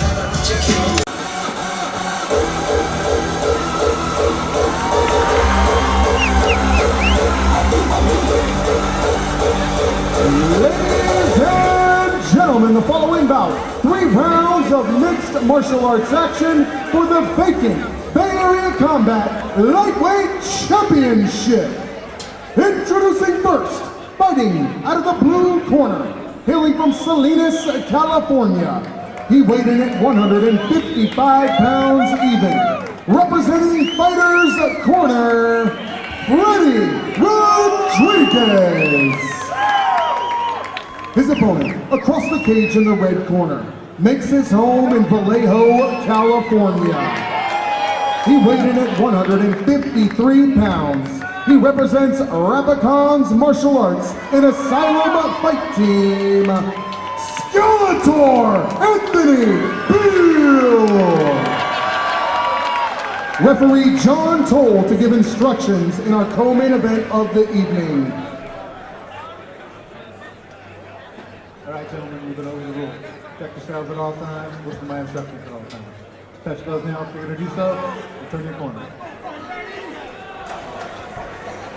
The 155-pound BAC lightweight title on the line between Anthony Bill with the red tape on his gloves going up against Freddie Rodriguez with the blue tape on his gloves. This should be a very entertaining lightweight scrap for the inaugural Bay Area Combat 155-pound strap.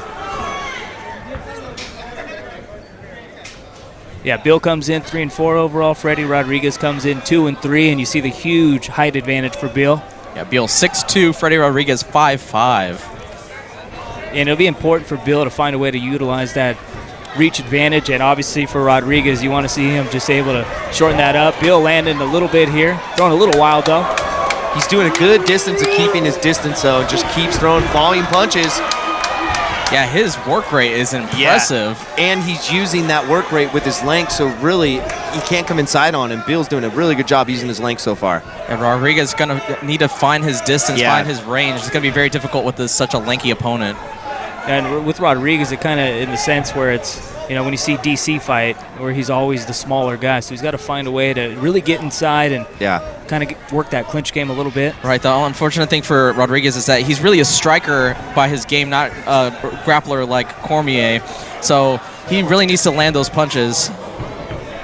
Rodriguez in his last fight, second round TKO finish, win over Jonathan Sellers. Yeah, both TKO wins was with a right overhand. So nice straight right hand right there from Anthony Bill.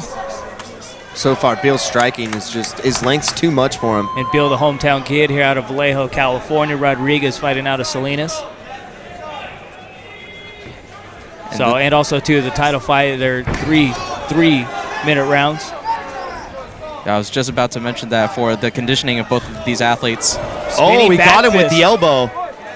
That elbow landed flush. That was a really nice 1-2 combo from him. But one thing from Rodriguez, he is a tough guy and he has a tough chin. We're seeing it right there with the uppercuts landed. Bill, relentless. Bill is mixing up real nice on him right now, especially with those jabs. And then throwing the kick in as well.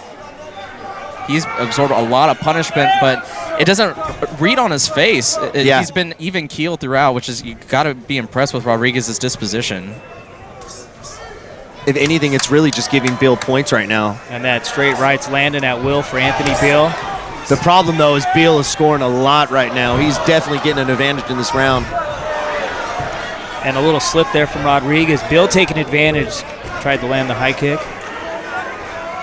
Yeah, just approaching 30 seconds left in this first round, and Yeah, it's been all Beal. exactly. That's what Rodriguez needs to do. He needs to start grabbing his legs when he does those kicks and try and get inside. But like you said, Brian, he's not really a takedown guy, so it may not be that effective for him. And the match we saw with Beal here on Solano College Sports Network, Beal's very comfortable on the ground, very flexible for a guy 6'2". He's definitely a well-rounded fighter. Final 10 seconds here, round one. Been all Beal.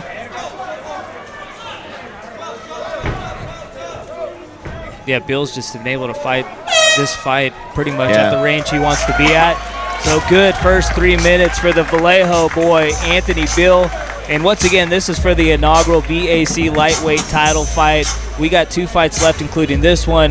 Coming up next is a big-time fight between Joseph Kropscott, who comes in 4-0, number 2 in the state of California, against Noah Christie, who's 3-0, and he's in the top 15 in the state of California also. And it's always nice when there's hardware on the line. Yeah, absolutely. This first title fight has been very impressive for Beal to try to get that strap, be the first ever Bay Area Combat Lightweight champion. And we talk a lot about strategies throughout this broadcast today. Beal, his strategy, his game plan has been on point. It's up to now Freddie Rodriguez for his corner to come up with a strategy to try to combat. And if you think about it, this fight sets up perfect for Beal because he wants to, keep the fight standing, use his length, use his combos, kicks, punches, and he's been able to do that the first 2 rounds pretty easily. His length is just such a big advantage, and he's taking advantage of it as well. So I think that was a pretty clear first round for him. We'll see what Rodriguez does to adjust. And you can really see a game plan utilized perfectly for Beal in the first 3 minutes. Let's see if Rodriguez can come up with a game plan here in the second round. I think if anything, he needs to at least throw in those takedown attempts just to throw off, instead of landing crazy punches or kicks. He's got to mix up something. He's having a tough time right now closing the distance, which is feeding Beal. And Beal utilizes everything, knees, kicks, jabs, overhand rights, straight rights. And a lot of those tactics he's done to keep Rodriguez from getting inside in the first place. Yeah, even though Beal's 22, he's been fighting since 2013. So a lot of experience. Yeah, and really you can see the polish in his striking and his kicks, really technically sound. And you can tell Rodriguez starting to get a little more comfortable in there, throwing a little more. I think he realizes he's got to be able to take some of those punches and just go in. See, he's starting to take that kick and just run through it and charge. Yeah, he has to. If he doesn't respect the power of Beal, if it's not going to finish the fight, maybe you just keep moving forward. Gets a big takedown right there. Beal pops right back up almost. And at the very least, he scores with the judges with a takedown. It's also good because now Beal, it's something else he's going to have to be aware of, which is huge for Rodriguez, especially with his ability not to be able to get inside that well. And this is where he wants to fight close distance and the clinch. Beal does a good job to explode off the cage. Beal's got a little cut maybe right above his left eye.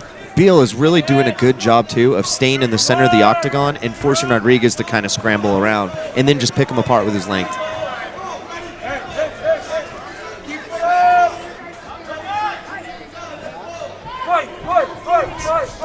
So we're past the halfway point here, round 2.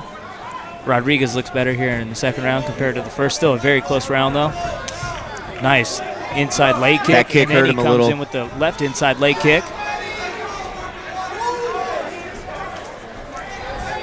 Rodriguez throwing. He's doing a little better job of dodging the first punch and then charging inside, not really getting hit as much by it. It's really all about timing for him. He's got to find a way to time in between Beal's, aggressive attacks. Yeah, maybe going in and out more to quickly get in range and then quickly escape. That kick hit him good, and a nice knee by Beal as well. Another nice knee. Those inside leg kicks are doing damage on Rodriguez. The big difference, too, between these fighters, Beal is just way more rounded with his knees and kicks, and it's just scoring a lot more for him, along with his, technical, smooth striking. Be important here, though, if Rodriguez can get a second takedown of the round. This is what Rodriguez needs to do. He needs to get Beal on the fence and start looking for these takedowns, and he Big does. Slam. Big time slam right there for Freddie Rodriguez, and that absolutely changes the complexion of the second round. 2 takedowns now. That's something for the judges to really think about when they're deciding who's going to win this second round. And he's going to be ending the fight on top more than likely, which looks nice as well. Looks like he's trying to go for a guillotine here, but time's going to run out, it looks like. And that's the end of round 2. Another interesting takedown. Even though he landed on bottom, it's still technically a takedown. And that was more Rodriguez going for the choke, hold guard, more than a takedown landed for Bill. So 2 takedowns landed for Rodriguez. He was able to close the distance a little more in that second round. So we saw Bill utilize his game plan perfectly in round 1. Rodriguez kind of utilized his game plan big time there in round 2. If anything, I think Rodriguez adapts, realizing, okay, I'm not going to be able to just stand and trade with this guy. I'm going to have to find a way to get takedowns and get his body weight into this fight, meaning use the takedowns, get your body on top, and then use that to keep Bill, from not scrambling and striking from a distance. It was hard to listen to with the ring girl walking by. Yeah. That happened to you too? Yeah. Okay. I had no clue what he said. I completely tuned you out, but absolutely, Jake. That's what he said. But I tell you what, man, it looks like it's going to come down to who wins this third round to take the inaugural BAC 155-pound title. And that's the way I think Steve Barnett would want it as he books this fight. And hey, you guys haven't learned how to multitask? I was single tasking on that one, buddy. Here we go. 3 minutes to determine who's going to take home the inaugural Bay Area Combat lightweight title. Big second round for Rodriguez. Huge first round for Bill. The second round was still pretty close, but the 2 takedowns might be the difference here. And you see there, Rodriguez able to close the distance here early in round 3. If it was the first 2 minutes and 30 seconds of round 2, I think Bill would have a shot, but Rodriguez, I think, definitely took that second round. So Rodriguez holding the shorts there. Ref warned him. Looks like he's holding them again here. Still a really good job for him to really initiate, the grapple right away and trying to get the takedown. But Beal does a good job getting away. Yeah, good defense there. Oh, what a nice punch. Yeah, went for that Superman left. Yeah, both these guys are bringing it with the belt on the line. That was also a good power punch by Rodriguez to the body. He may want to mix it up to the body a little bit more. Yeah, Beal looks like probably the better conditioned fighter, not breathing out of his mouth at all. Nice right hand by Bill. And Rodriguez looks like he's still got enough he definitely left in the gas tank here in round 3 too. So 2 minutes left to determine the 155-pound champ. So second time now up against the fence goes Beal. And he's been successful with the takedown, gets the double leg takedown right there on the cage. Let's see if Bill can find a way to utilize the cage, though, to get back to his feet. He's starting just to fight through Bill's punches and initiate that grapple, and then usually once he does that, he can get him to the ground pretty easy. Yeah, I think once that first round set in that I can take some of this punishment with my tough chin, he decided to go forward a little bit more aggressively in the rounds 2 and 3. I totally agree, because you can see it in his mindset in each attack. He's been kind of doing the same thing. So Bill able to get back up to his feet. We got 1:20 left here, round 3. Nice knees by Bill, though, and a nice punch. This is going to be a big 1:15. This round's up for grabs here. Rodriguez has done an outstanding job here in the final 2 rounds to utilize his wrestling and kind of throw Bill off a little bit. Can't throw as much on the feet with those takedowns in Rodriguez's back pocket. Oh, Bill got him once too, but Rodriguez back. He's given up that shot to try and get the takedown here. You can tell he's willing to take the punches to get in the position on the fence where he's grappling Bill on the fence. And if you're Bill here, you gotta control the wrist here and nullify any takedown attempt from Rodriguez. And he's doing a great job of controlling that left wrist, making it hard for Rodriguez to secure a takedown. Also got to keep that stance nice and wide, because with the 5'5" grappler for a takedown attempt, he has all the leverage. When you're 6'2", your base of gravity, your center of gravity is very hard for you to stay balanced. A takedown right here would be huge for Rodriguez. We're down to the final 25 seconds here. 155-pound championship. I was about to say, trying to lock up a Kimura. Yeah. Because Beal, he was doing a good job fighting that takedown, but I think he just wanted to go for this Kimura. Yeah, it will definitely go for Beal on the scorecard. I don't think he has the leverage there at all. Rodriguez fights it. And that's how this fight's going to end. Rodriguez lands a couple of grounded pound shots. Very, very close fight. And obviously it's going to come down to the judges, but big-time fight for both Bill and Rodriguez. Who's getting that 155-pound championship? Well, is that rhetorical, or can we answer you guys that can answer if you want. I wish I had an answer for you. If I had to pick, I think Rodriguez, because he ended on the ground at the Very end. confident. Yeah. Yeah, like I said, man, it was a good fight. It's going to come down to judges' preference once again, I think. Are you more into the striking and landing punches, or are you more into the takedowns?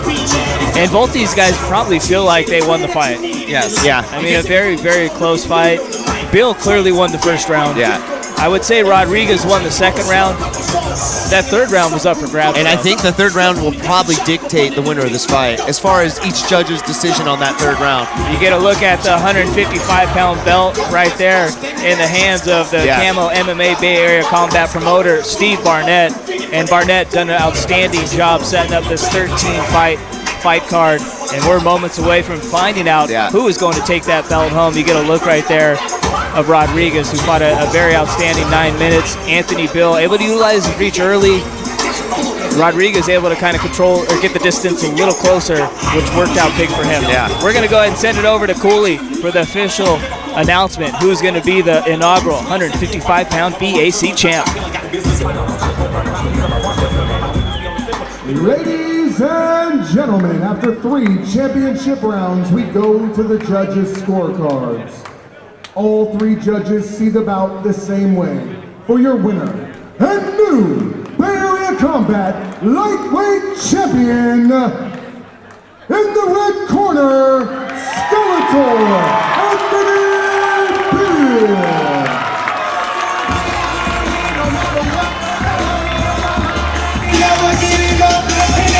Anthony Bill, the first ever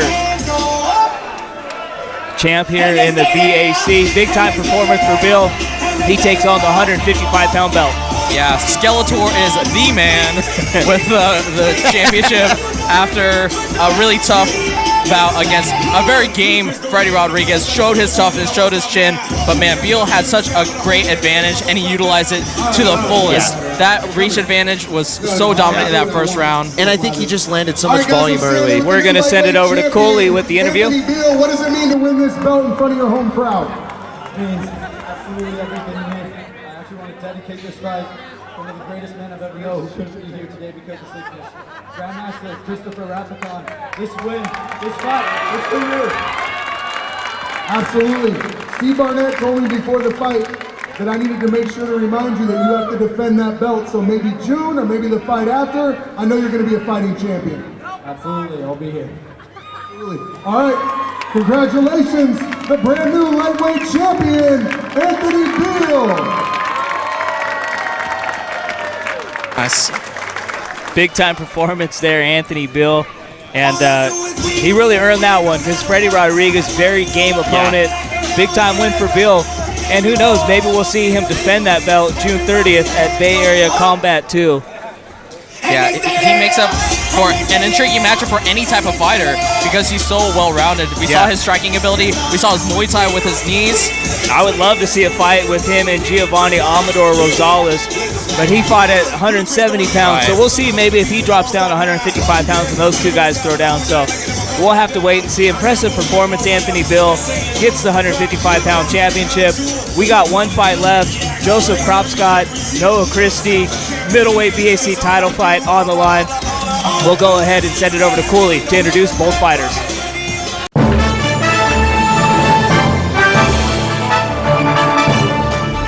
The exponential growth from the program from my first year to my third year now, that's what keeps me coming back and keeps me excited and just like fulfills me as a person. It's so impressive, and we every time we walk in here, you guys are doing something different. It's great. It's nothing but opportunities here, and we have sports to cover, we have the equipment. Because the more ambitious you are, the more opportunities you'll have. On-the-job training is huge. You get the hands-on experience. When someone asks who can do it, you know, you can raise your hand and say, I can do it. So joining the class was the best decision I ever made.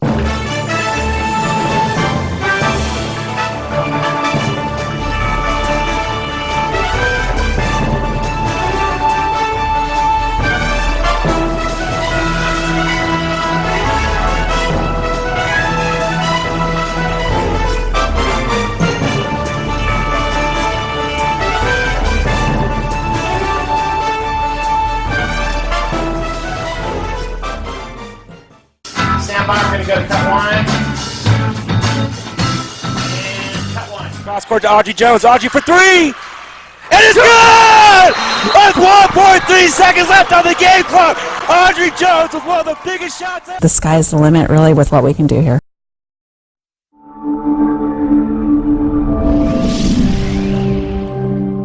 Ladies and gentlemen, we have seen 12 great bouts. This is the moment we've all been waiting for. The main event of the evening. 3 rounds of mixed martial arts action to crown the inaugural Bay Area Combat Middleweight Champion.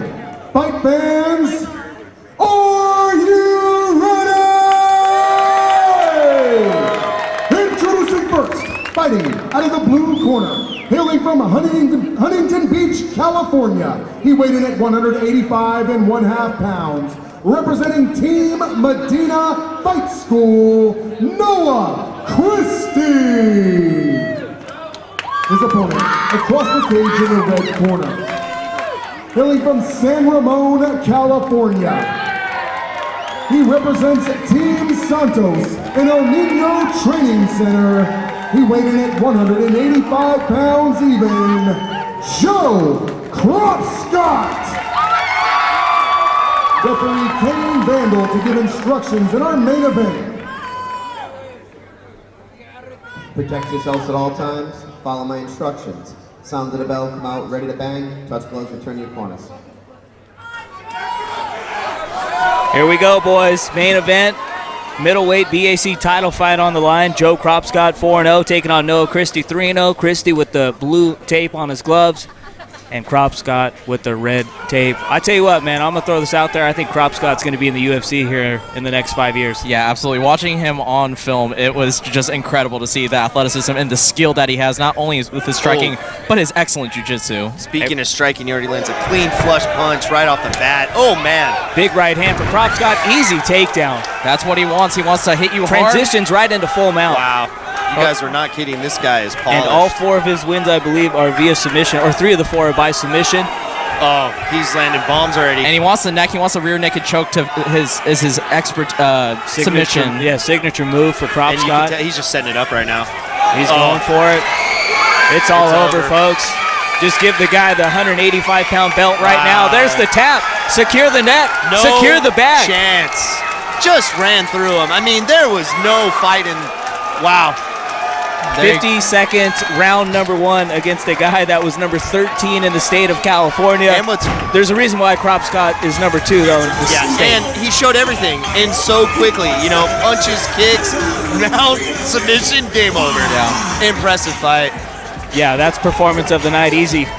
Yeah, I talked about his game plan. He said coming in, he's been on record, his game plan is to hit you hard, and when he hits you hard, a lot of fighters' instinct is to go for the takedown. That's the last thing you want to do with Joe Cropscott because he's an excellent level jiu-jitsu, and he just turned the momentum.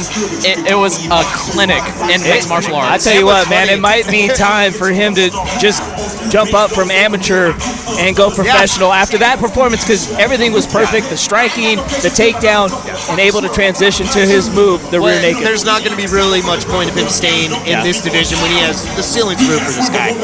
Wow, really impressive. I mean, and sometimes, you know, you get so much hype, you're not really sure if the guy's going to live up to the hype. I don't know how much more you can live up to the hype than that. He literally did everything to a T. We're going to go ahead and send it over to Jim Cooley for the official announcement. At just 44 seconds of round number 1, referee Kane Vandal has called a stop to this contest. Your winner, and new Bay Area Combat Middleweight Champion, Joe Cropscott!